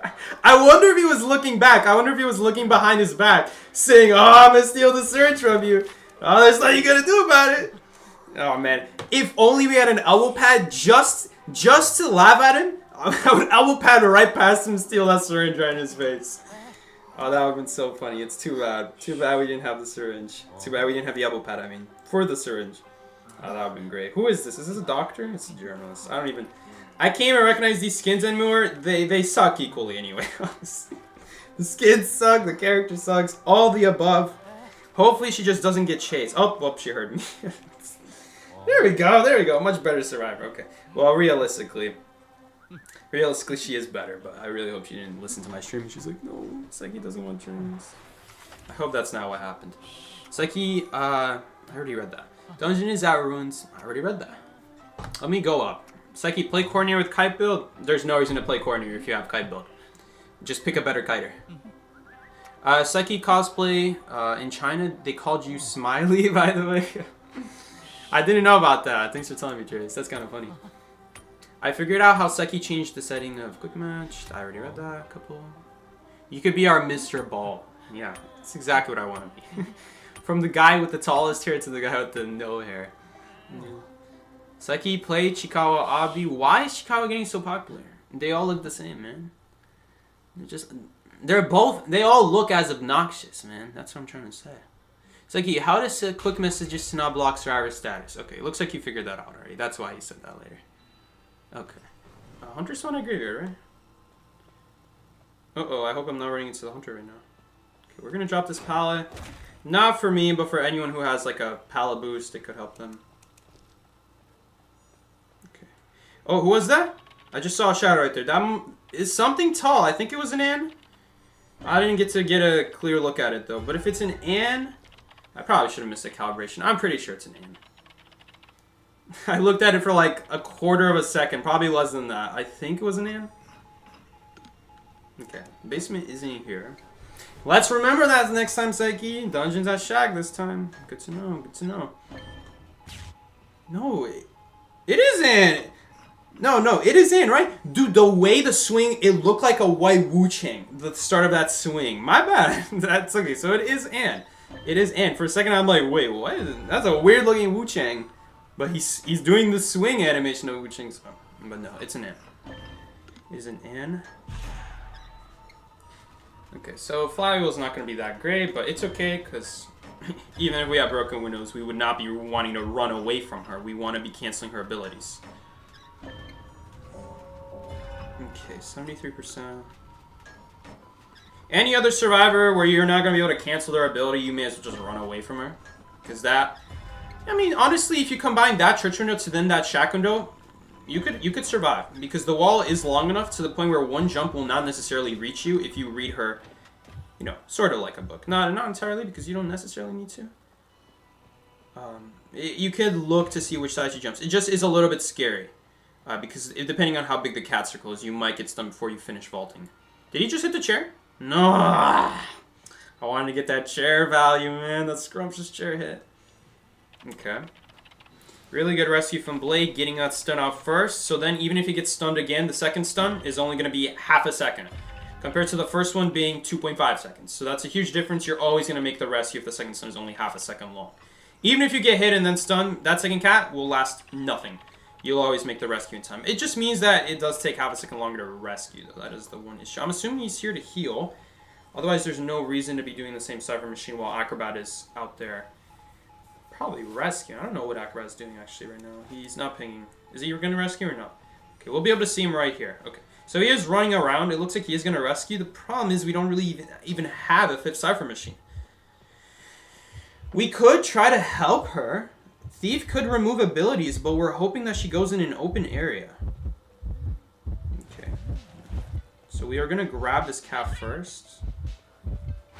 We're actually gonna get both cats out. That's pretty nice. Does he have Tide Turner? No, he doesn't. Okay. Hey, you don't need to put a red bomb. Maybe he wants to put a like a mud bomb. So right now, what this does, that doesn't do anything.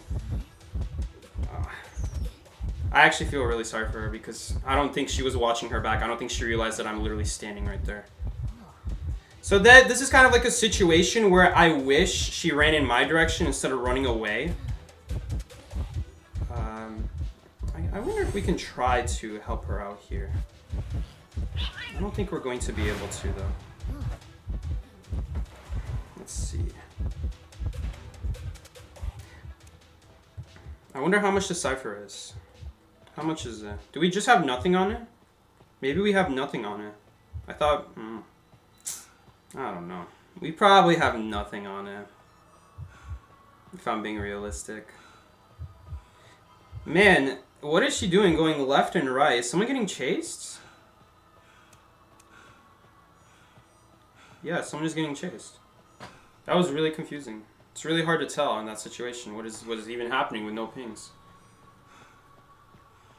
Okay, well, I do want Blake to just keep decoding for now. I'm just in the better position to rescue than he is. It would also get rid of our decode if he were to start walking. It just wouldn't make sense to have him rescue. He is easier to make it, but our goal right now is to just get the cipher done before this man dies. And if we switch, then we might not have enough time for that. So we'll see. Dungeon is here. I really wish we could have kept her alive.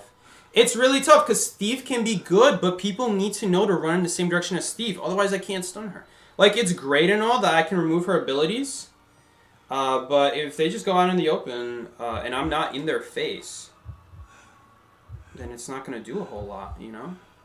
You do want to be out in the open to help your Thief out. Otherwise, he's not going to be able to help you, you know? It is a good thing to be out in the open with Thief, but not running away. You don't want to have the Thief behind the Hunter and then you in front of the Hunter, because then we're not going to get synergy then. We're not going to be able to stun the Hunter and prevent basic hits. So we're actually going to easily get rid of the stuns here. This should be pretty easy. We could even stun her here.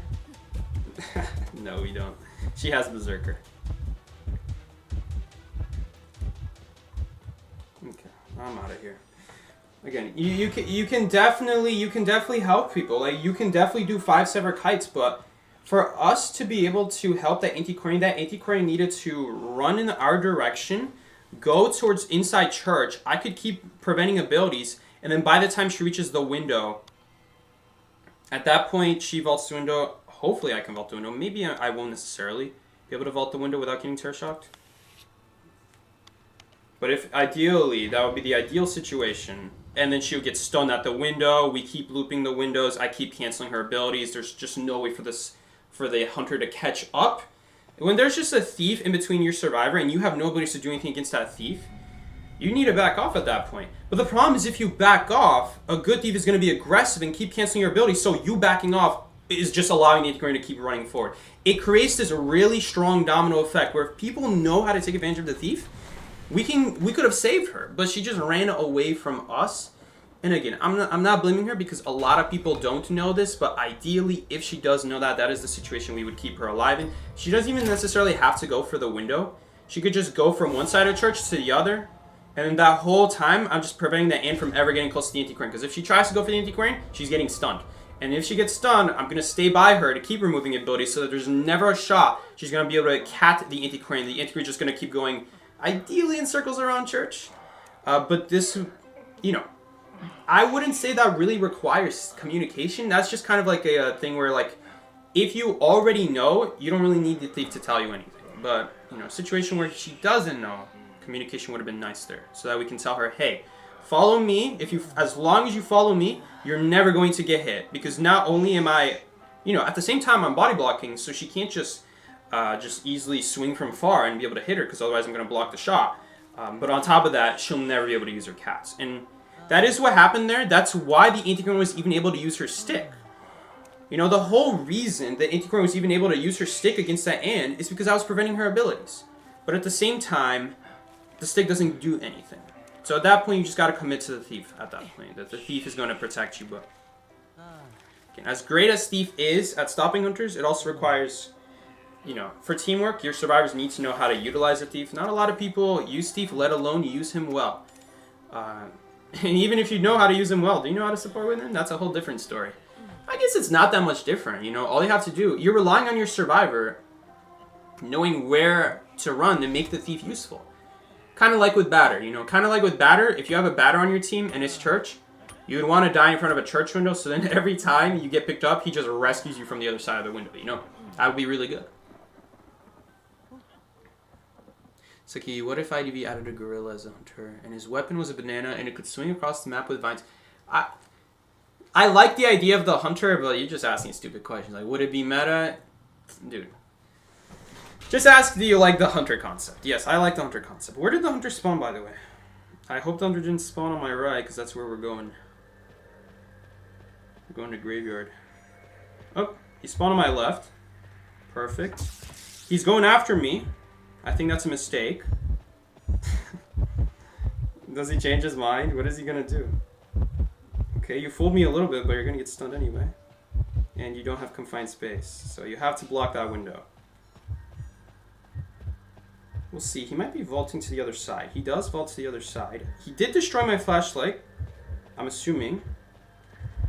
Hopefully, if he's smart, he blocked the window. And I'm saying hopefully for his sake, not even for me. I'm not even going to take this tramp, because if he has warp, that's the one way this kite goes wrong. I guess he could warp right now, but if he warps right now, we're just going to keep doing the same thing at this window. What is he? He's going from the other side now? What's going on? Man, I mean, again, same thing that happened start of stream. If you waste 70% going after a thief and then leave, this should be an easy win. Like, at this point, you see how much progress we got? Dude, Wilding is about to finish his cipher, of all people. So, Blake, it probably has some progress, you know. He's probably got some progress. I trust Blake. Blake won't disappoint. He's got those balls. He can block the whack shots. He can speed himself up. He could even do both.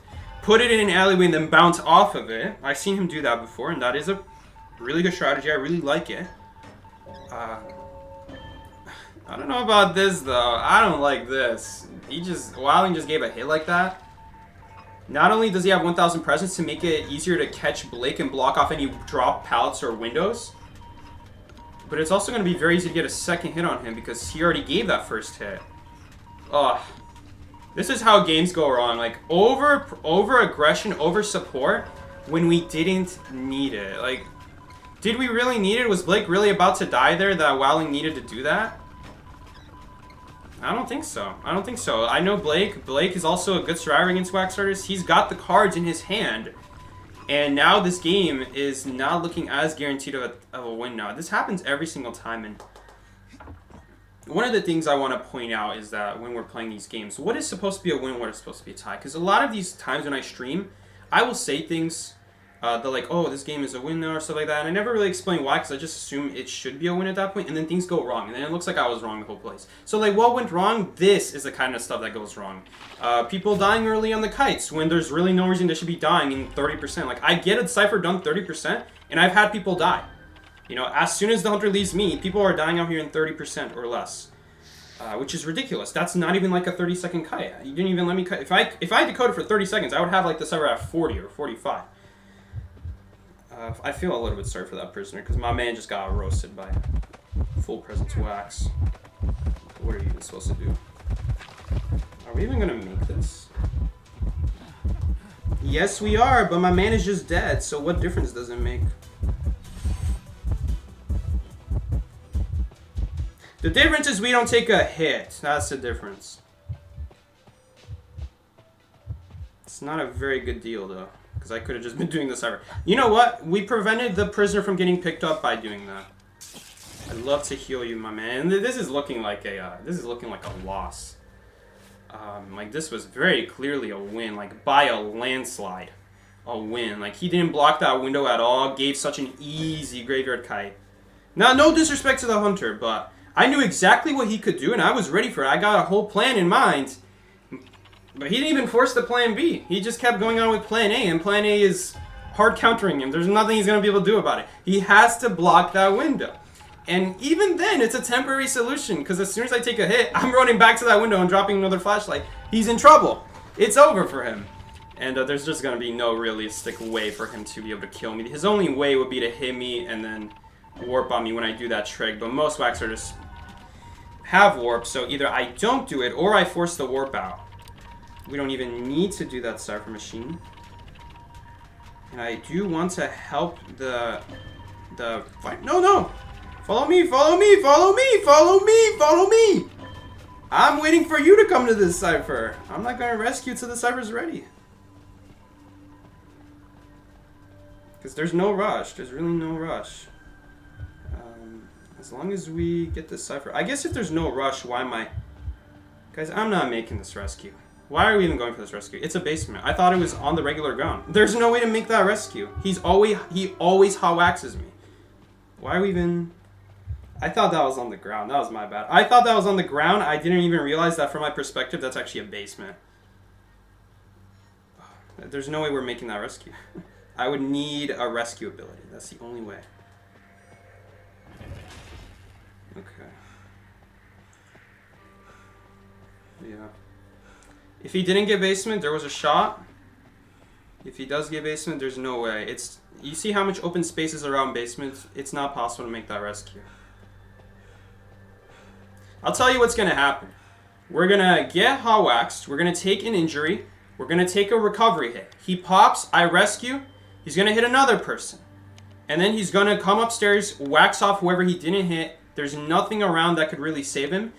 Save us. The only way I would live is if I don't die and then the waxers goes after me and we somehow survive with the flashlight. If he stays aggressive and doesn't back off.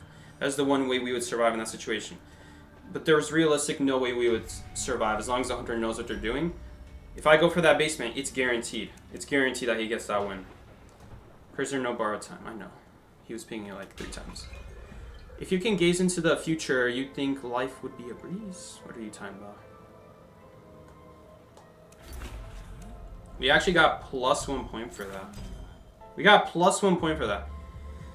That's really sad. That's really sad. That was a very easy win. And that just... Look. Prisoner tried his best. But Prisoner got full waxed. He shouldn't even gone for that rescue. Him going for that rescue, I guess allowed me to go for that rescue. Because then otherwise I would be getting full presence waxed. It's not really worth... It's not really a worth a deal. Would have been better to just not rescue at all at that point. We would have to take the loss on that wildling. It's really sad.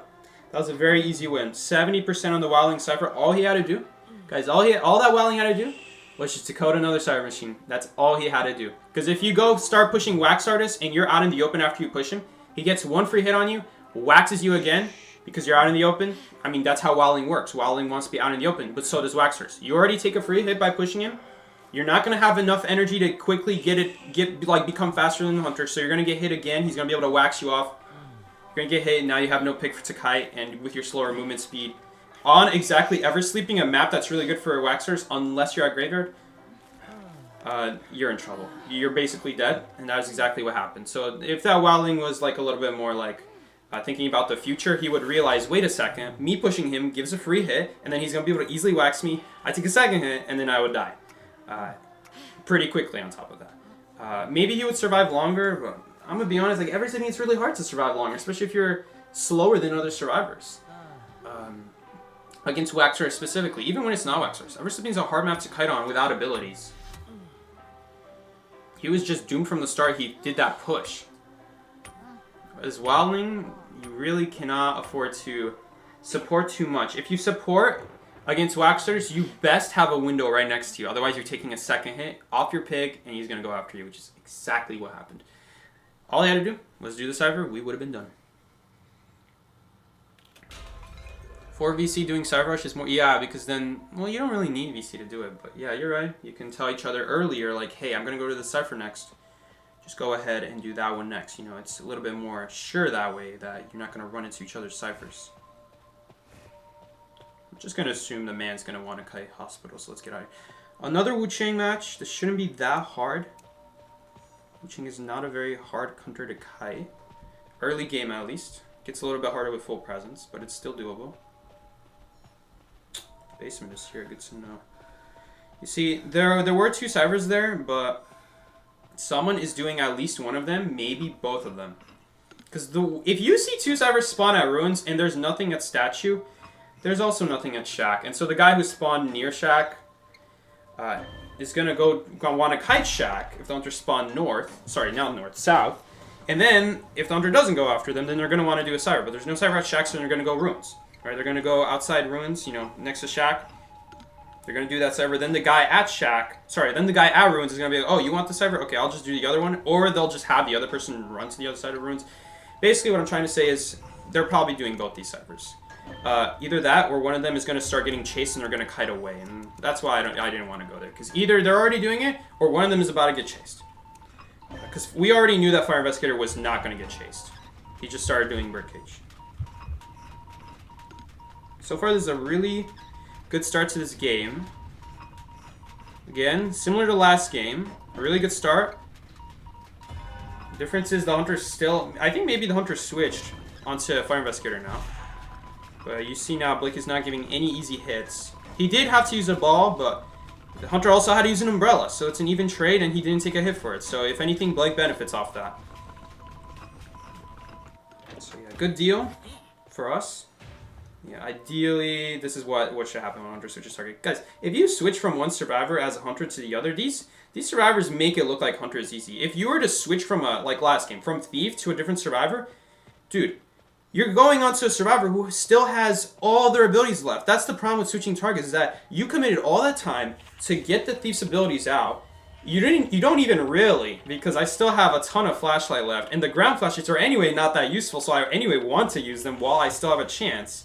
Because any other area, they're not going to get value, unless it's like the corner house pallet. They're just never going to get value. Even if you are at the corner house pallet, if they have faster power breaking, you're not going to stun them in time. So honestly, for me, in other words, I basically lost 0 ability, because the high power flashlights are anyway the garbage flashlights, but they have their purpose, and I'm gonna use them the one time I can. Right? So essentially, I save my better ability, and I basically lose 0 of it. That's even better. Right? So I get chased. I basically still have all my good ability left, and he switches targets onto a different survivor that also has all their abilities left, because they haven't been chased that game. And even if I do use my regular flashlight. Guys, using 40% flashlight and the hunter switches on you, Thief has a ton of flashlight, man. A lot of games you don't even fully use it. And if you do fully use it, it's like looking like easily like a 3-cypher kite if you had a chance to fully use it. That's the power of the Thief flashlight. When you know how to use it, it lasts for so long that between the stuns and removing the hunter's ability, there's so many times where it's just like, because of them being stunned, now you can just keep running forward, right? Let them catch up a little bit. You know, get to a better kiting area, and then you take advantage of the stun, get to a better kiting area, you kind of do the same thing again. Or maybe you're using the stun to maintain the very strong flashlight area, you know? Thief flashlight is definitely an ability that once you get one stun off, you can domino effect and spiral into your next flashlight stun. Or just get to a really good kiting area where you don't even need your flash anymore because the area is just so good on its own against that hunter you're up against. Alright. That's a really good for us. He just used the blink when Cyber's already primed. I mean, in theory, you switch your targets. Let's say even if I use my ability, you're now switching targets going after someone who also still has all their ability. Like, you got all that ability out just to not even catch me. Now you're going after someone else who has all their abilities. They're about to use their abilities to kite you out now. Even if they don't do as good of a kite, it should still last like at least half as long as mine. And that would be enough to, well, I shouldn't say half as long because then we're also not really getting much progress, but about the same time as mine, at the bare minimum. Let's say it wasn't that great of a kite, then it should still be about as long as mine, considering mine wouldn't take it. She actually is stunning me on my illusion. That is so sad. And it looks like he can't even swing. Oh, and then she gets dungeon. Alright, and that's a pretty good place to end it. That's going to be the last game for stream. So, can you stream Roblox after this? No. But again, if you leave your first target as Hunter and the survivors are like at 70%, how are you possibly going to kill your next survivor who still has their ability, because you haven't chased them yet that game, you just moved on to a fresh target. And you're supposed to do it before the 3 ciphers pop. Like, okay, I guess you'll knock one of them off the cipher, the guy that you're going to chase off the cipher. But then the other guy that you left is now doing a new cipher, so realistically, we got 4 ciphers going now.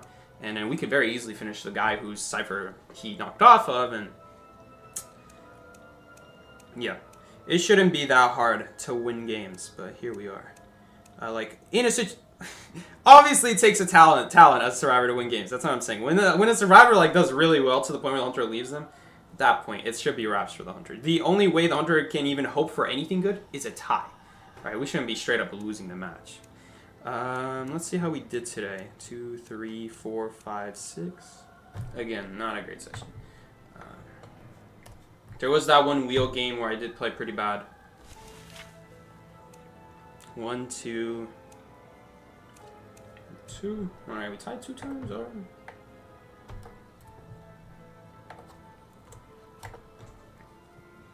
Petition extend rank time? Please no. I don't want to play the game for more than 2 hours. 2 hours is already enough. 1. That's why I'm so glad there's a limit on rank. So if you do want to compete on the leaderboard, it's not like the guy who no-lifes the most is going to compete for the leaderboard. Unfortunately, right now it is that way with the existence of morning rank. Because a normal person is not going to be doing morning rank. There's not enough time to sleep between sessions and get a reasonable amount of sleep time and still play the next rank session. You're always losing out on sleep, no matter what. Rank is always causing you to lose out on sleep. You're going to gradually be more and more tired. You're going to be forced to be taking naps between rank sessions. You get a really unhealthy sleep cycle. You're not even going to be feeling well, honestly, unless you're the guy who always takes naps. But even when you take naps and you wake up in the middle of the day, it doesn't feel that good, you know? Because logically, how many hours are there between rank sessions? Between afternoon and evening in America, there's 5 hours. Are you going to sleep for 5 hours? Let's assume you instantly fall asleep at 2 o'clock. And your match also instantly ends at 2 o'clock, right? You didn't start a match at 1:59, right? And then your match goes on to 2:07, 2:08, right? And as soon as 2:08 happens, you immediately fall asleep, which is not happening. You're not immediately falling asleep. You just played a video game. Your mind is active, all right? Unless you were already dead from past morning ring sessions, right? So let's say ideally you fall asleep. Dude, who is going to be sleeping for 5 hours and then waking up for the next rank session feeling fine? This is the problem with rank sessions. It's just not realistic to do every single rank session. And people who do every single rank sessions are probably sleeping between multiple rank sessions. And their life is looking like a total mess. They just don't do anything. They just play rank and they sleep in between rank because there's not enough time to sleep in between rank. So they have to sleep between multiple rank sessions. Blake was really waiting that long for me to high-five him back. Ideally, the best case scenario is you sleep between evening and morning rank. Because between evening and morning rank, there's 7 hours. And between morning and afternoon, there's only 6. So you want to be sleeping between, evening and morning. But at that point, it's still not great. Ideally, if you live in the East Coast, that's the best case scenario. Because your rank session ends at 10. And then it's, realistically, people can go to sleep at 10, right? And then you wake up at 5. 5 a.m., people wake up at 5 a.m. I would never want to wake up at 5 a.m. I'm not that kind of person. But, that's a reasonable time to wake up. It's just you only slept 7 hours. I cannot function very well in 7 hours. I would preferably like to sleep 8, 9 hours. If I really feel like it, I'll sleep 10, but realistically, I'll just get up at that point. But, dude, for me, there's not enough time to sleep. 7 hours? I'm still going to be tired. That's going to make me play the rank session that I wake up for worse. Right? I'm going to go back, take a nap. Sometimes I can't fall back asleep because I already slept for a while before, so it's really hard to fall back asleep. I might be laying in bed for an extra hour just trying to fall back asleep. I'll finally go to sleep, and then I'm going to sleep for a while. And then the next session, because I'm immediately waking for the next session, I'm also going to be tired. If you guys, if you wake up and you immediately try to do something that takes your brain after you just wake up, unless you slept for 9 hours, your brain's not going to function. And let me tell you right now, you slept for 7 hours, I don't think your brain's going to function thinking about every single play ahead of time that Thunder's going to do. I don't know. I almost feel like morning rank should be removed. I don't think there's any burst for morning rank. But, that being said, I still appreciate the fact that the devs didn't just make rank 24/7. Can you believe that? Just some guy is playing rank 16 hours a day, maybe 20 hours if this dude really just decides not to sleep for very long. And then, yeah, he's going to have 700 stars at the end of the season, probably over 1,000 if we're talking Asia. If you play every single day for 16 hours, and you're a good player on top of that, matching with other good players, you could probably get, I don't know, if you have a good session nowadays, you can get 3 stars.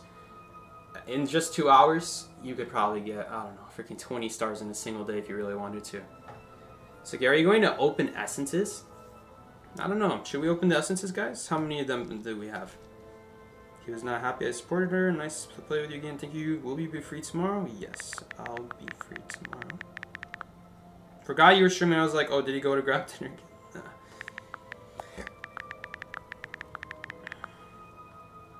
Alright. I guess we can open up those past season memory spheres. What? I think there's like 2 seasons worth of memory spheres I haven't opened yet. Make sure to E. Yeah, no worries. Whatever. He knows what I meant. Alright. GG's as well. Okay. That one stream where Psyche finally opened his rank essences from 1980 was a blessing. Alright, let's see how many essences we got. We got 144 essences. That's a lot of essences. Okay, so what are we going to open up? We got a lot of rank season 35. We're not going to open up season 36. This is the current season, right? I don't even know what season we're at. I just play the game. Season 35 is the last season. Do I have season 34? Okay, we're going to open season 34 as well.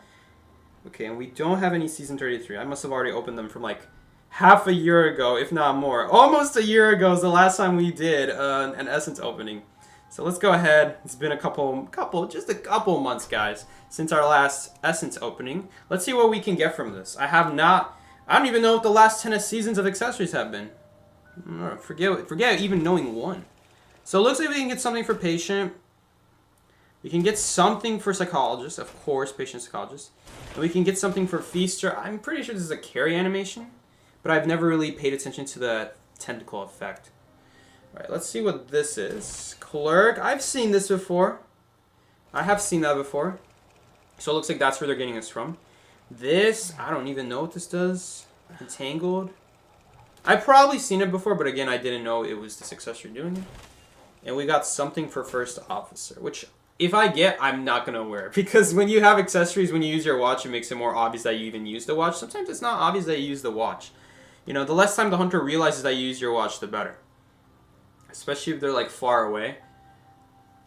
You know, some hunters don't look at the debuffs in the top left to realize that you even use your watch. Okay.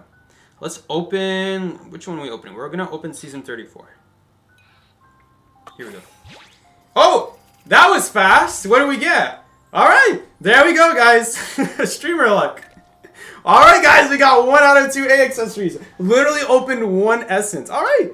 Was that a guaranteed?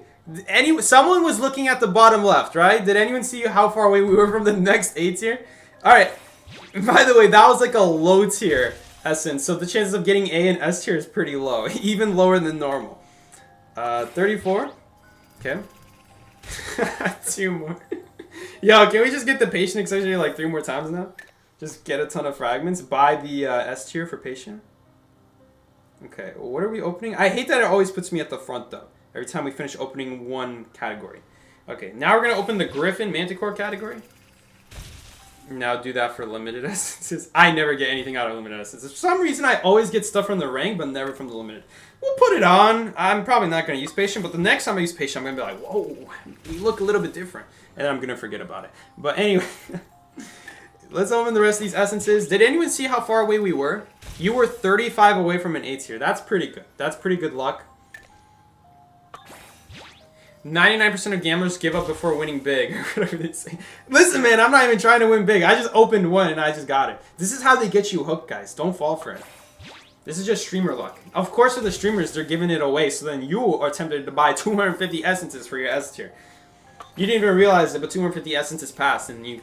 Did they actually buff it to 225? I heard they actually made it easier to get an S tier. What is it at? Is it 225 now? Well, this one is definitely not 225. I'm 228 from receiving a guaranteed S tier. Maybe for this one, I don't remember how many I opened. What even is this essence? Have I even seen these skins before? Ah, okay. This is to pair with the new patient skin. Anyway, let's go back to opening these essences. Let's see if we get anything good. Guys, this is how they get you to fall for it. They're out here giving the streamer luck to the streamers, so then you're tempted to buy, like, oh, I'm going to get good luck as well. It can't be that hard, right? 200 essences later. $300 down the drain. Psyche, why are you saving so many inspirations? just for the next Call of Abyss. Realistically, guys, I'm gonna be honest with you. All right, forget the streamer luck. Look at me. I'm gonna even put the camera. I'm gonna be honest with you guys. You're not getting the S tier. All right, I'm not getting the S tier. You're not getting the S tier. So stop committing your light bulbs every single time for a couple essences and you get nothing out of it. All right, you're probably not even gonna get the A tier on top of that. Hell, you should be thankful for even getting the A tier. Why are people committing their inspirations to trying to get the S tier? That's why I save the inspirations, because I commit it until I have enough to be like, okay, with the free essences plus the inspirations, I can definitely get the S tier that I want, right? And if there's an S tier I want during that time, too bad, I'm not getting it. But usually the time, I'm not really looking at that. So, the only essence that I spend inspirations on, and the only essence I would recommend for you guys to spend your inspirations on, is Call of Abyss essences. Why? Because they always come back. So, even if you save like 10,000 inspirations, right? Or maybe a crossover comes out, right? A crossover with a really cool A tier. You're going to be really thankful that you saved your inspirations for this really cool A tier that is going to be limited. Unlike these A tier accessories and the rank essences. Well, I guess rank essences you can't mass buy, right? But the regular essences with these A tier skins that you're anyway going to be able to get a guaranteed off of or use an A card for, there's no point going for it. So I save my inspirations and I just go for A tiers that are limited in the essence, or I go for S tiers from Call of Abyss essences. Because I know even if I don't get that S tier that Call of Abyss season, I'll get it the next Call of Abyss season. Because I'm opening dozens and dozens and dozens of essences, over 100, and I'm not expecting to get the S tier. But even if I don't get it that time, I know that I've gotten an extra 100 closer to my guaranteed S tier, and I'm just banking on the guaranteed S tier. Look, we got something. Don't look at this. You're not actually gonna get this kind of luck. Don't look! Don't look! No! It's not working. My hand is not covering the screen. What was I saying? As I was saying, you're not going to get the S tier. What? What? Don't look! Don't look! Don't look! You're not getting it! You're not getting it! What is this? Wait! Oh, I thought we got the patient one. Oh, we got the psychologist one earlier. That's how bad I am at recognizing essences. At accessories, I mean. I didn't even know I got the psychologist one. Now I got the psychologist one again? Listen, they're baiting you. They're baiting you. You're not going to get this stuff. You're not going to get it. I'm not even going to remember I got this stuff. I'll just talk about it. I'll be like, guys, what was that voice crack? Guys, I've become manly now. You're not going to get that stuff. Between you and me, you're not getting it. Don't I sound really repulsive now? Like those guys, if you're a girl, you know exactly what I'm talking about. They be talking like this during class and then, hey girl, you want to come out to dinner later tonight? I got so much raise. Look at me. I'm 6'6" when I'm standing on my money. And I can speak Chinese. Super idol de Shawong. You guys know what I'm talking about. There's really cringy stuff. As I was saying, you're not getting S tiers. You're not getting A tiers. You're gonna get A tiers if you save, realistically, 6,000 inspirations. If you got at least 6,000, you can at least get a guaranteed 1 A skin. But you're probably gonna spend less than that because you're gonna get some free crossover inspirations, right? So not inspirations, but essences, I mean. So you're gonna get some essences for free, and you can spend like a 4,000 on getting an A tier that you want, right? So that's what I'm saving the inspirations for. Either a limited crossover that I'm going to get an A tier from with my inspirations stored up, or spend it on Call of Abyss. Try to get an S tier, because dude, those Call of Abyss S tiers look really cool. They almost always look really cool. Half of them I don't really like, if I'm being honest, but the other half are still really good. And so I still go for them, the ones that I like. I pull for them. And even if I don't get it, I'll get it the next Call of Abyss season, because they always come back. That's where I'm trying to go with this. Those Call of Abyss S tiers always come back. So those inspirations that you committed into getting a little bit closer to your guaranteed S tier doesn't go to waste. That's the problem of using your inspirations on these random essences. It doesn't save for the next essence. Like, I could be 228 for my next S tier, but it doesn't matter because it doesn't count for the next essence. It's only for that essence, and eventually this essence is going to go away, and there's no way I'm going to be able to save enough inspirations to buy 200 of these essences unless I've been saving for a long time. If you save for a really, really long time, you could even go for the S tiers inside of regular essences if you really wanted to. But remember, you're just going for the S tier at that point. Like, if you get an A tier, that's not really worth anything, because you could have gotten that from it a lot of different ways. You could have gone for random by spending your clues on the regular memory spheres from past seasons. Or you could just pull a guaranteed, right? That's the more common way.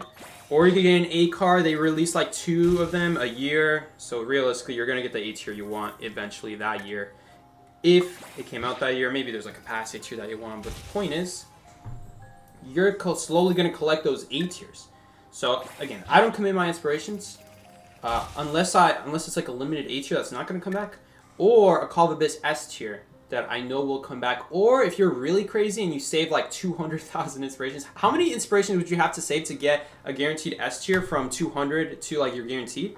I don't know. Someone do the math. It's 10,000 for 100, right? It's 10,000 inspirations for 100, so you'd have to spend 25,000 inspirations, I think, something like that.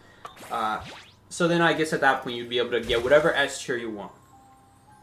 All right, and you could do that as well. But you're probably not going to save enough inspirations to do that. There's probably going to come out like a crossover that you want, or something like that.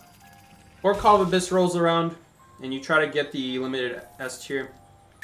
You know, I'm not really looking at these rank you can just buy, but the limited S tiers and the essences, I just assume I'm never going to get them. If I get them, it's because I got it from a free essence on Logic Path. Sometimes it happens. It does happen sometimes. I love how we got these bettors in chat, these gambling addicts saying, gold on this one, gold on this one, gold on this one. And I'm over here just assuming it's blue all the time. I see you, Trace. It's not going to happen. You're not going to get gold. Stop thinking you're going to get gold. Okay, well, it's not that serious. It's just a game. Anyway. We got 2 more essences, and I always save 1 to, like, remember, right? To just keep it in my storage. So we're going to open this one. Yeah, realistically, say 200,000. That's going to take you quite a while. You can get it quite a bit. Like, you get 500 every 10 level ups, but, you know, it's probably not going to happen. You can get a couple hundred as well from the Logic Path. I know the events will sometimes give you inspirations, too. You can definitely save them. You can definitely do it. It'll take you over a year, but you can do it. Okay. So, unfortunately, we didn't get the patient one, but we got 2 psychologists and the S tier, so that's pretty good. How far away was I from my guaranteed S tier since I got it? I guess I may as well ask that too. Blue right now? You're going to be guessing a lot of blue. Also, I forget, fragments are a great way, you know, you can get... opening rank essences, I mean, is a great way to get fragments, as I was trying to say. I forgot, this is a great way. I should be opening these sooner, so I could have gotten the patient skin. Alright, so I forgot, this is a great way to get fragments. You think it's more than a year? Yeah, it's probably more than a year. They're coming to Grand Sagi all the accessories.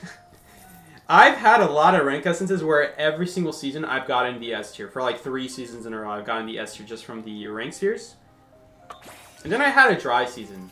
Not a dry season, but like multiple dry seasons, since we're talking about seasons, where I just didn't get any S tier. Every once in a while I got an S tier somewhere in there. Oh, we got something. What do we get? Okay, that was pretty easy, guys. That was pretty easy, huh?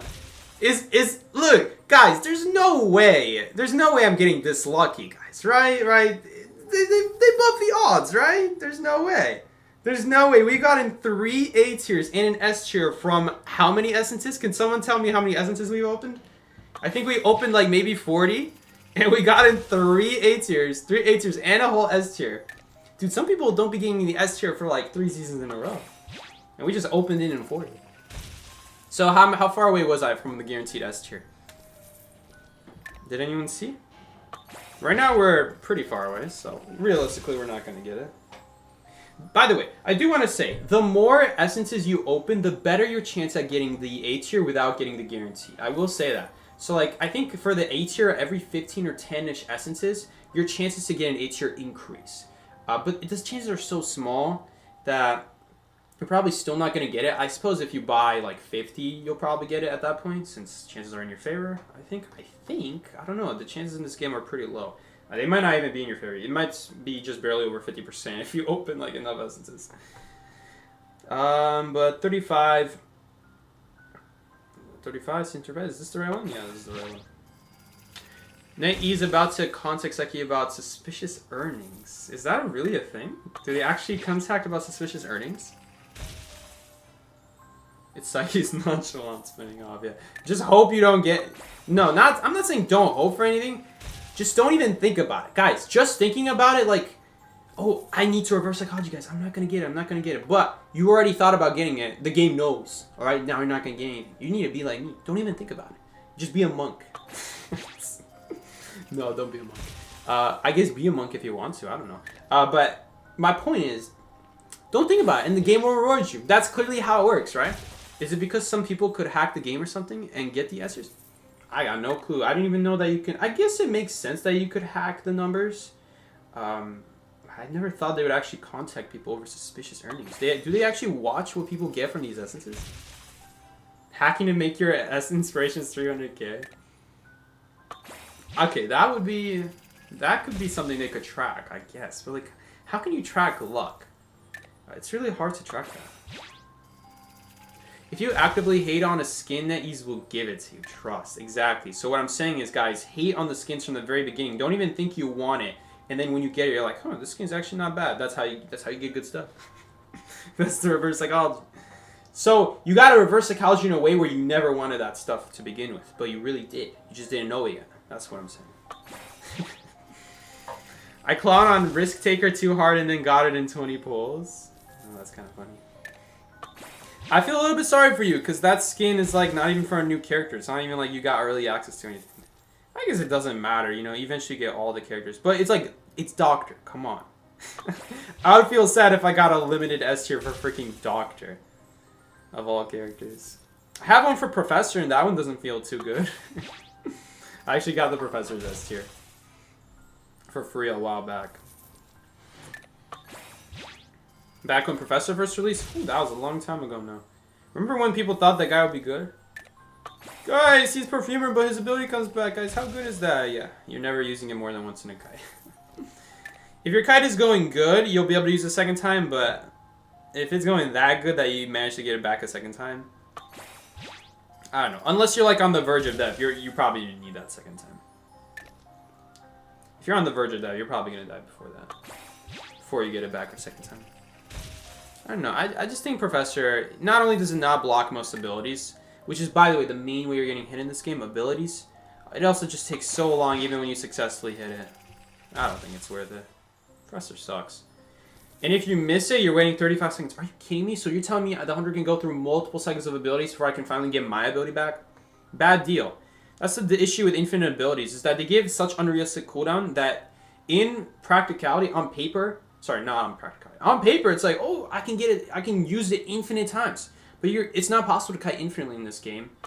Realistically, you're going to kite at least 90 seconds. How many scales is that? That's 2, technically. But if you have a good start, you're not going to use it immediately.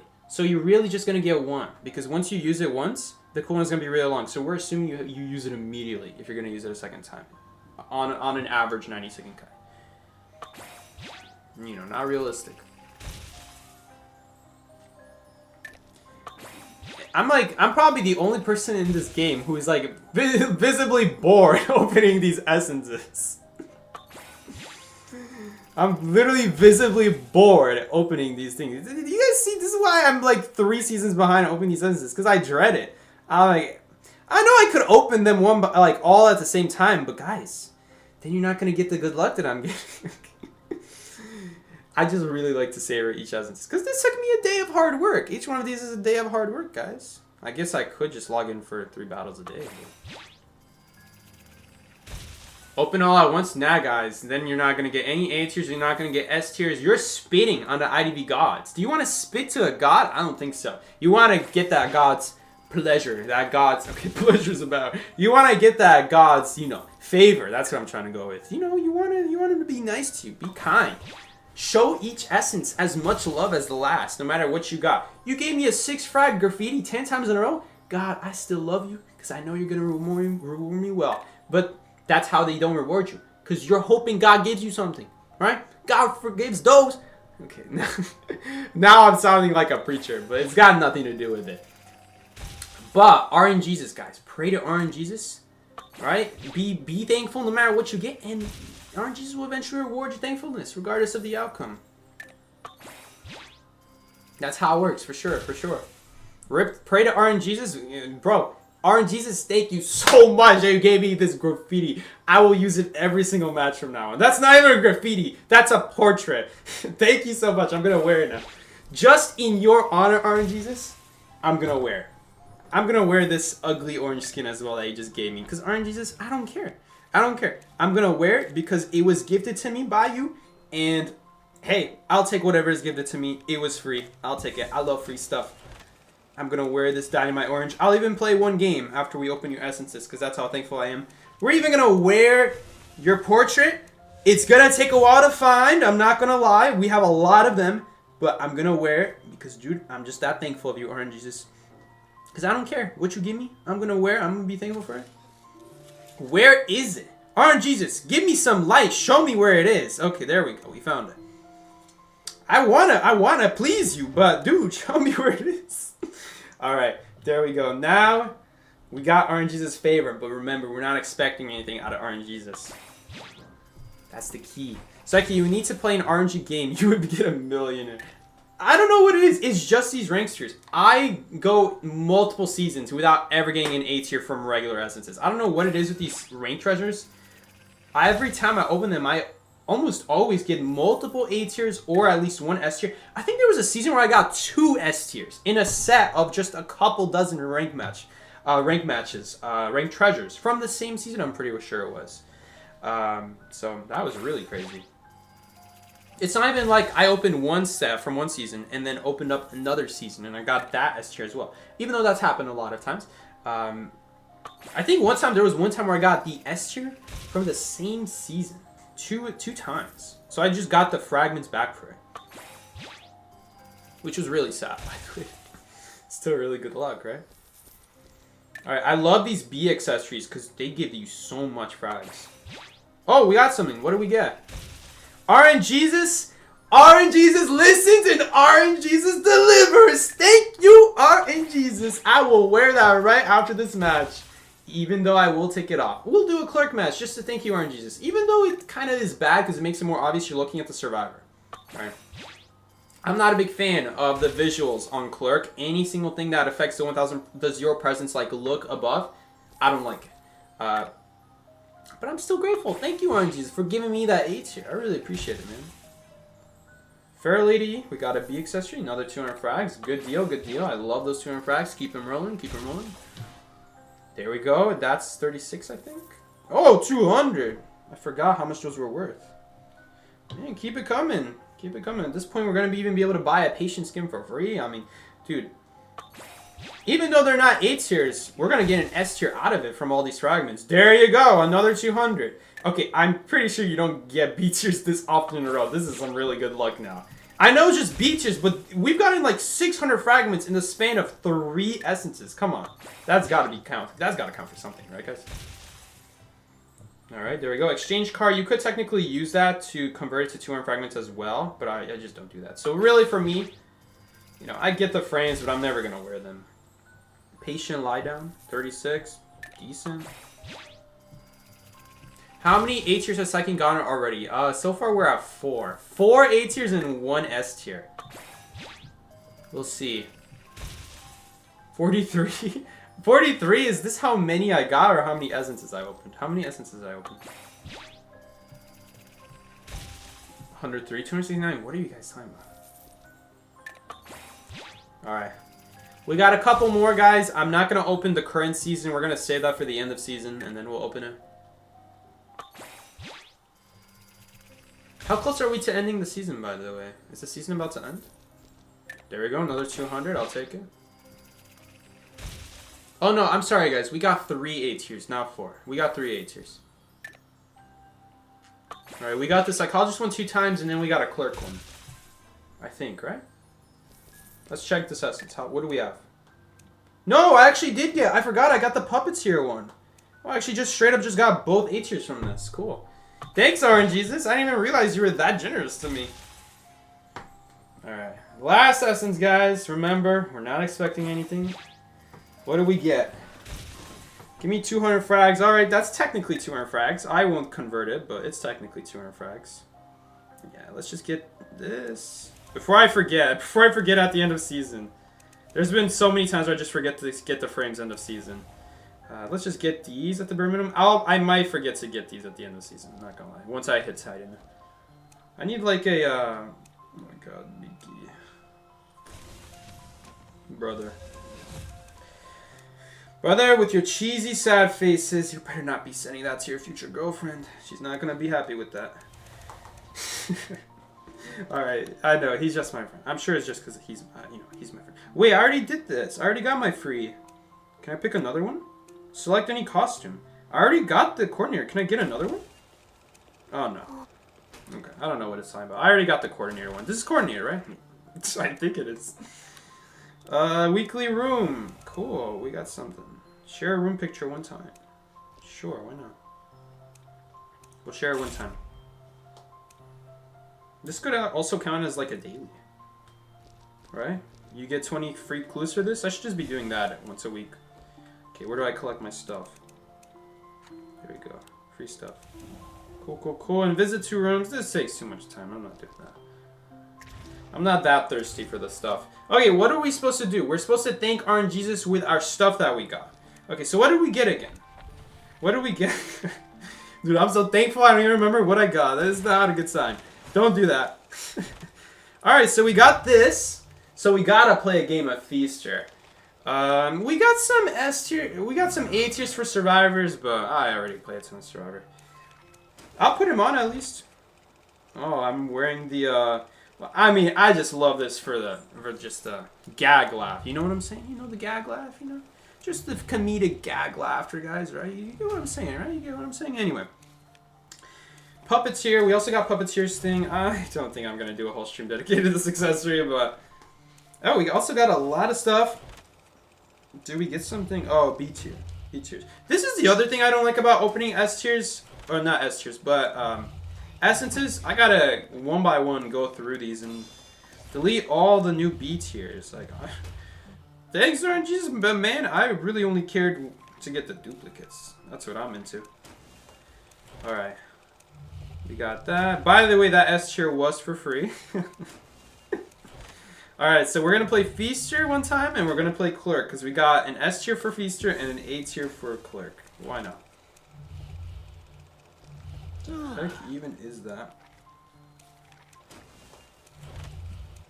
Got something for that? What even is this? I'm curious. Broken tablet. These are supposed to be like lore attached to the character. The B tiers always are something attached to the character. These cracked earth fragments piece together a shadow of another world, forever sealing away the truth. So, you know, a little bit something to tell you about the character. You know, the B tiers from the rank essences do say something about the character that makes sense. Does running on a wheel count as work? I honestly don't know. All I know is they seem happy doing it. So kind of like Go Man, referencing the circus and how these animals, well, it's basically like they're in jail having to perform. And Go Man is a former circus animal, so I guess it kind of makes sense.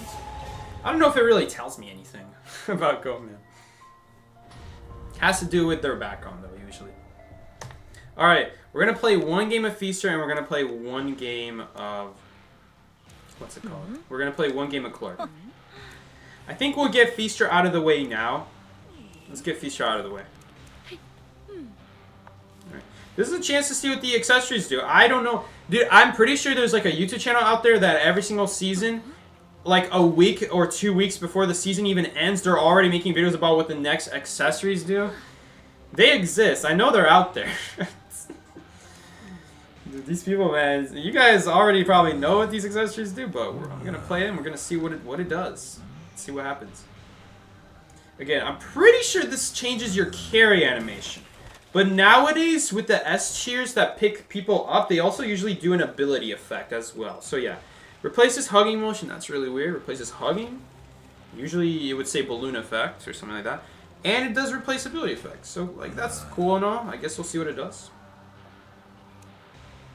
This actually is a dish that Nide likes to eat, by the way. If it wasn't obvious. We can actually eat it. She'll eat it. I mean, it's kind of obvious because it's got a seaweed and harpoon in there. Alright. Gonna play one Christmas Feaster. I mean, this skin looks like an S tier. This is a really good looking A tier. All right. What was the S tier? Was it the Mad Eyes? Was it the Mad Eyes? The Christmas Ugly Elf Mad Eyes? Was that an A tier, or was that the S tier? I don't remember. I think they only give A tiers in the shop for Christmas. All right. Let's see what the thing does. Does my swing change? Okay, my swing is exactly the same. There is an A tier out there that makes like purple appear under your attack. That's a really old accessory from like what season even? I don't even remember. I do really like that accessory though. It's pretty cool. Is this a prisoner? What is this? What am I chasing? Dodo? Oh. I thought he was like staying around the corner of the wall, because like in my routes I would be staying around the corner of the wall, and that's so annoying when tries to do that, because then you just get so much value out of the windows first. Did he actually go out in the open here and go to church? No, he didn't. Okay, this is a really weird route. Oh, this is gonna be kind of hard to use. Wait, did he actually stay here? No, he didn't stay here. Again, man. These people, man, they got some weird routes.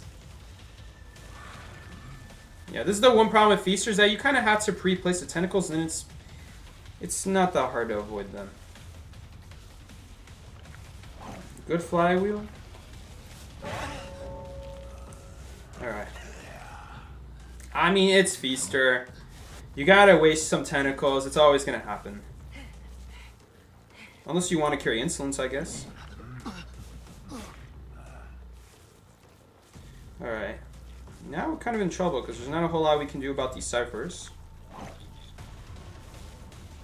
The hell? I don't know about that, man. You're not gonna beat that. Hold up, I'm pretty sure we can use this tentacle through the window. We can. There we go. Where's the acrobat? I'd love to get a hit on the acrobat too. Okay. Yeah, you see, this is kind of the issue. After you use your tentacle, they could just use your ability. And because of the fact that the tentacle takes half a second before you can use it. Not half a second. It's actually a full second before you can even use it. What's going on here? Is the guy with a flare gun here? No reason anyone should be coming for this prisoner right now. The only guy who could is the guy with the lucky guy, the guy with the gun. Anyway, so that's why Feaster's not very good. I've had someone ask me, why is Feaster not good? This is the main reason. After you place your tentacle, there's a second you can't use it. And that second is always enough time to either choose to circle it, choose to run away, or choose to use your ability. Sometimes two of those at the same time. Oh, nice. We actually hit the prisoner. Cool. Why is this guy here? Hold up. Maybe we can hit him with the tentacle? He's got perfume. I'm guessing he also has a gun. I can't really see right now. Does he have a gun? What the hell? Is that a gun? It's really hard to tell, honestly. Alright. Are you going to be coming around there? Dude, let me use that tentacle. Oh, I did use it. It didn't hit him. Okay. Alright, pretty good start. Everyone just came to me, so we got a lot of damage. And I see that Cypher's shaking. Any lucky guy running around here? You can, by the way, block a flare gun with the tentacle. That is something you can do. Man, I remember they nerfed Feaster so heavily a couple no, I can't use the Feaster. But we'll just force him to play around it. No, he actually ran away. Okay, that didn't work. So, no! Yeah, that's another issue. I should have put the curse on him. I thought we wouldn't need the curse. So this is the S accessory, it looks like. I didn't even notice, but that's the point of us playing Feaster. Pretty cool. Pretty cool. This is why I don't remember accessories. I'm not even paying attention. I've seen so many of them. Like, it's all meaningless at this point. Okay, lucky guy healed himself. Let's, by the way, break this pallet. I mean, we're not short on ciphers. We don't need a pressure it. All we gotta do is camp and we'll be fine. Okay, we're already on a high. It's just... the bushes inside the potted plants will not load until after the game finishes. We have to be careful of a gun here. Why is this tentacle not disappearing? Why is it standing here for so long? It should be gone by now. What? Like, tentacles in front of chairs only last like 10 seconds. So I don't know why this is not going. Maybe because there's a rock in the way? I don't get it. Why is this still here? Okay, right now he has to show up, so now up with the tentacle. And that should hit.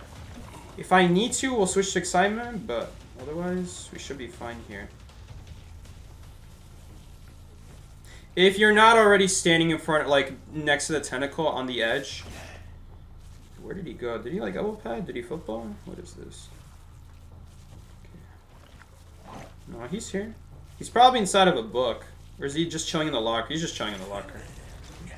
I actually didn't hear him go in there. Usually the sound is pretty loud. Alright, we can pretty easily find the perfumer. See, go in the middle of the map. Place a tentacle. Where are you at? There we go. So the tentacle points, for those that don't know, the tentacle points at the nearest survivor. Okay, there she is. So I was going to do another one just to make sure she's not running past me or anything. I want to keep her in this corner because this corner is a much worse kiting area than if she were to reach this window. It looks like she has elbow pads. Really good elbow pad. Let's try to block off this entrance. Okay. That's fine. You see, stuff like this, it takes time. It definitely takes time to get your target because eventually, you know, they're not going to give you a tentacle hit. They're just going to keep running and running and running and, you know, because they nerfed Feaster's speed a while back, it takes unnecessarily long to even do that. But there we go. We got that Feaster. Bree, you in love with me now? Finally, that Feaster main you wanted. All right.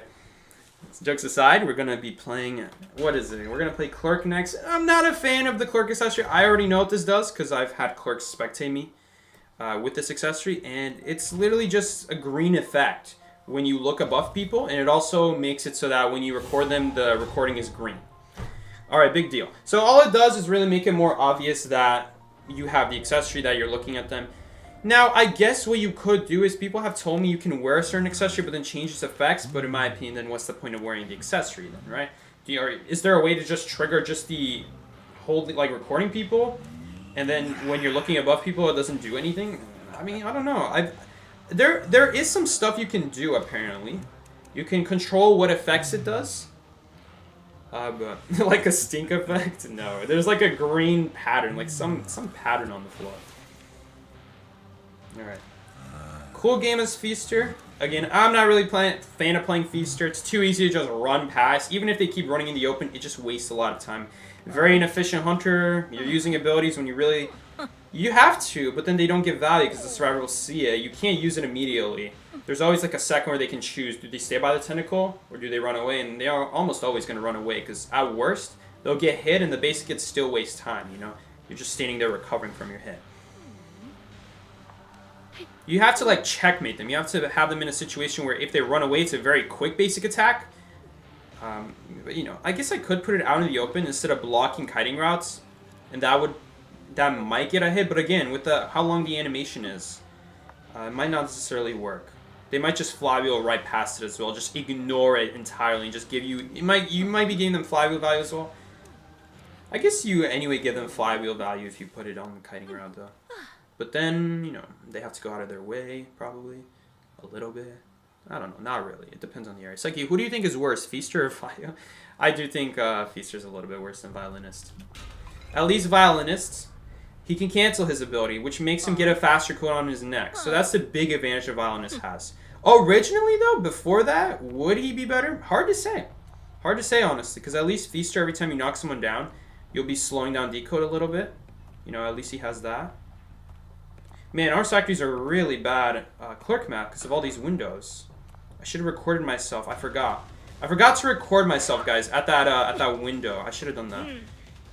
Someone here? What the hell? You're walking away? What is this? Is this a harasser? No, there's no harassers.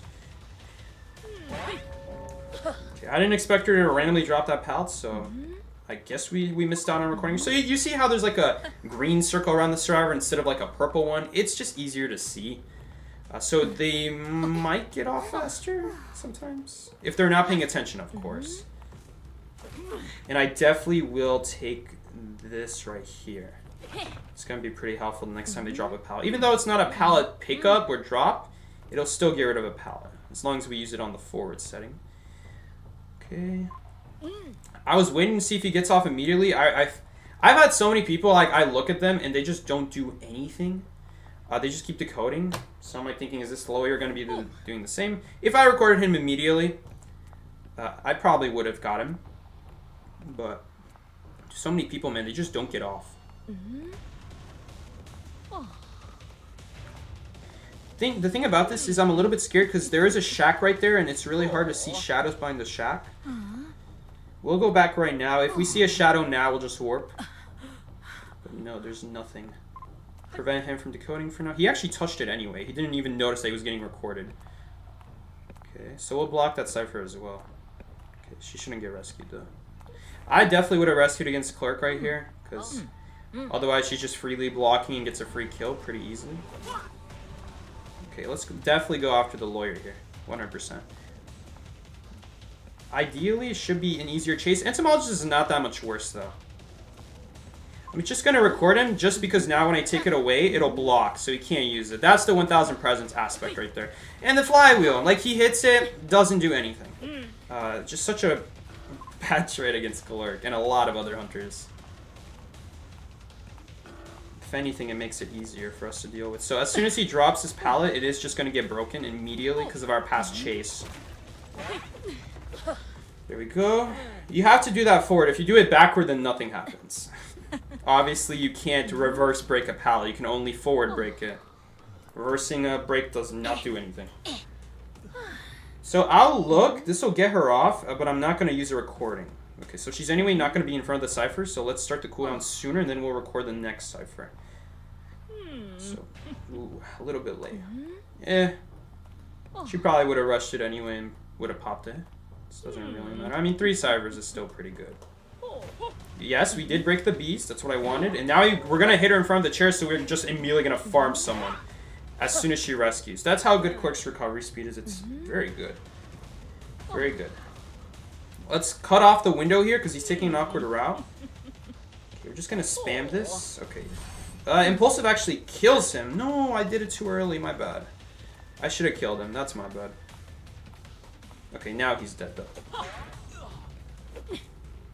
Okay, tinnitus, no tinnitus. And Entomologist unfortunately picks herself up because I was a little bit slow on the chase. We're definitely going to have to start recording these ciphers if we're going to make sure we're not going to fall behind. None of them are shaking right now though, so. Just make sure I don't hit the chair right there. Okay. Oh, I'll even knock you down. Okay. Whoever is the easy target. I bet you we could have also knocked down the lawyer. If we ever see the lawyer now, he realistically cannot decode now. The moment we see him, he just immediately gets warped on and dies. So it doesn't really matter, but I'm gonna be honest. I should have went after the lawyer if this was like a competitive match. That would be the better play, but I just don't really care. Let's just go for anyone. It's for fun at this point. What would be the fun in instantly killing him, guys? Okay, they must be healing. Because at this point, there would be no way. Yeah, now we're gonna cut her off here with the warp. There's nothing she can do. I wonder if we even need the warp. Yeah, we do need the warp. Just gonna immediately close it, start the cooldown. Okay, is there a cipher shaking right now? There is. Let's. I actually missed the button. My bad. I held it in the wrong spot. But yeah, we could just go after her now. Or him. It shouldn't be that long. Oh, I wish we could have recorded him so he can't just drop that pallet now. Now he can drop it unrecorded. Okay. If he's smart, he's going to use the window. If he's... Yep, there we go. I did read him right, so he is smart. But in this case, it actually helps me to do the smart play. Look at how fast he is. Yeah, the flywheel. I don't know. The flywheel. I don't know why the Weber's Law wouldn't trigger earlier then. Why did he seem so much more faster there? How would Weber's Law not trigger earlier? Oh, you already used yourself, yo. Yeah. Alright, so this is pretty easy. Pretty easy pickup. I wonder if the dungeon is here. I guess we'll check. We'll share him over there, but whatever.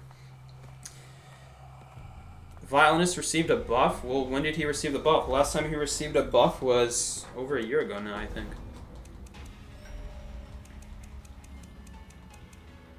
The lawyer stole a speed pill from 2E8. Yeah. That was so weird. He was like a little bit faster. Did he vault something? He didn't vault anything. It felt like he just suddenly went faster there for a second. Anyway. Alright guys, there we go. Thank you, Iron Jesus. We honor you. We pray to you every day. Thank you for giving us free stuff. Alright, and we got a wedding host. This is like a skin.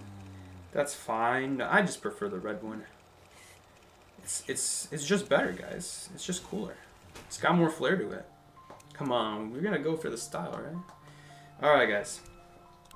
I think that's gonna be it. We could skip through the story, I guess. Claim the rewards. This might take a while, though. Yeah, let's not. I'll just do it in my own time. We're not gonna bother. And anything else we can claim? Oh, there's still more stuff here? What can I claim?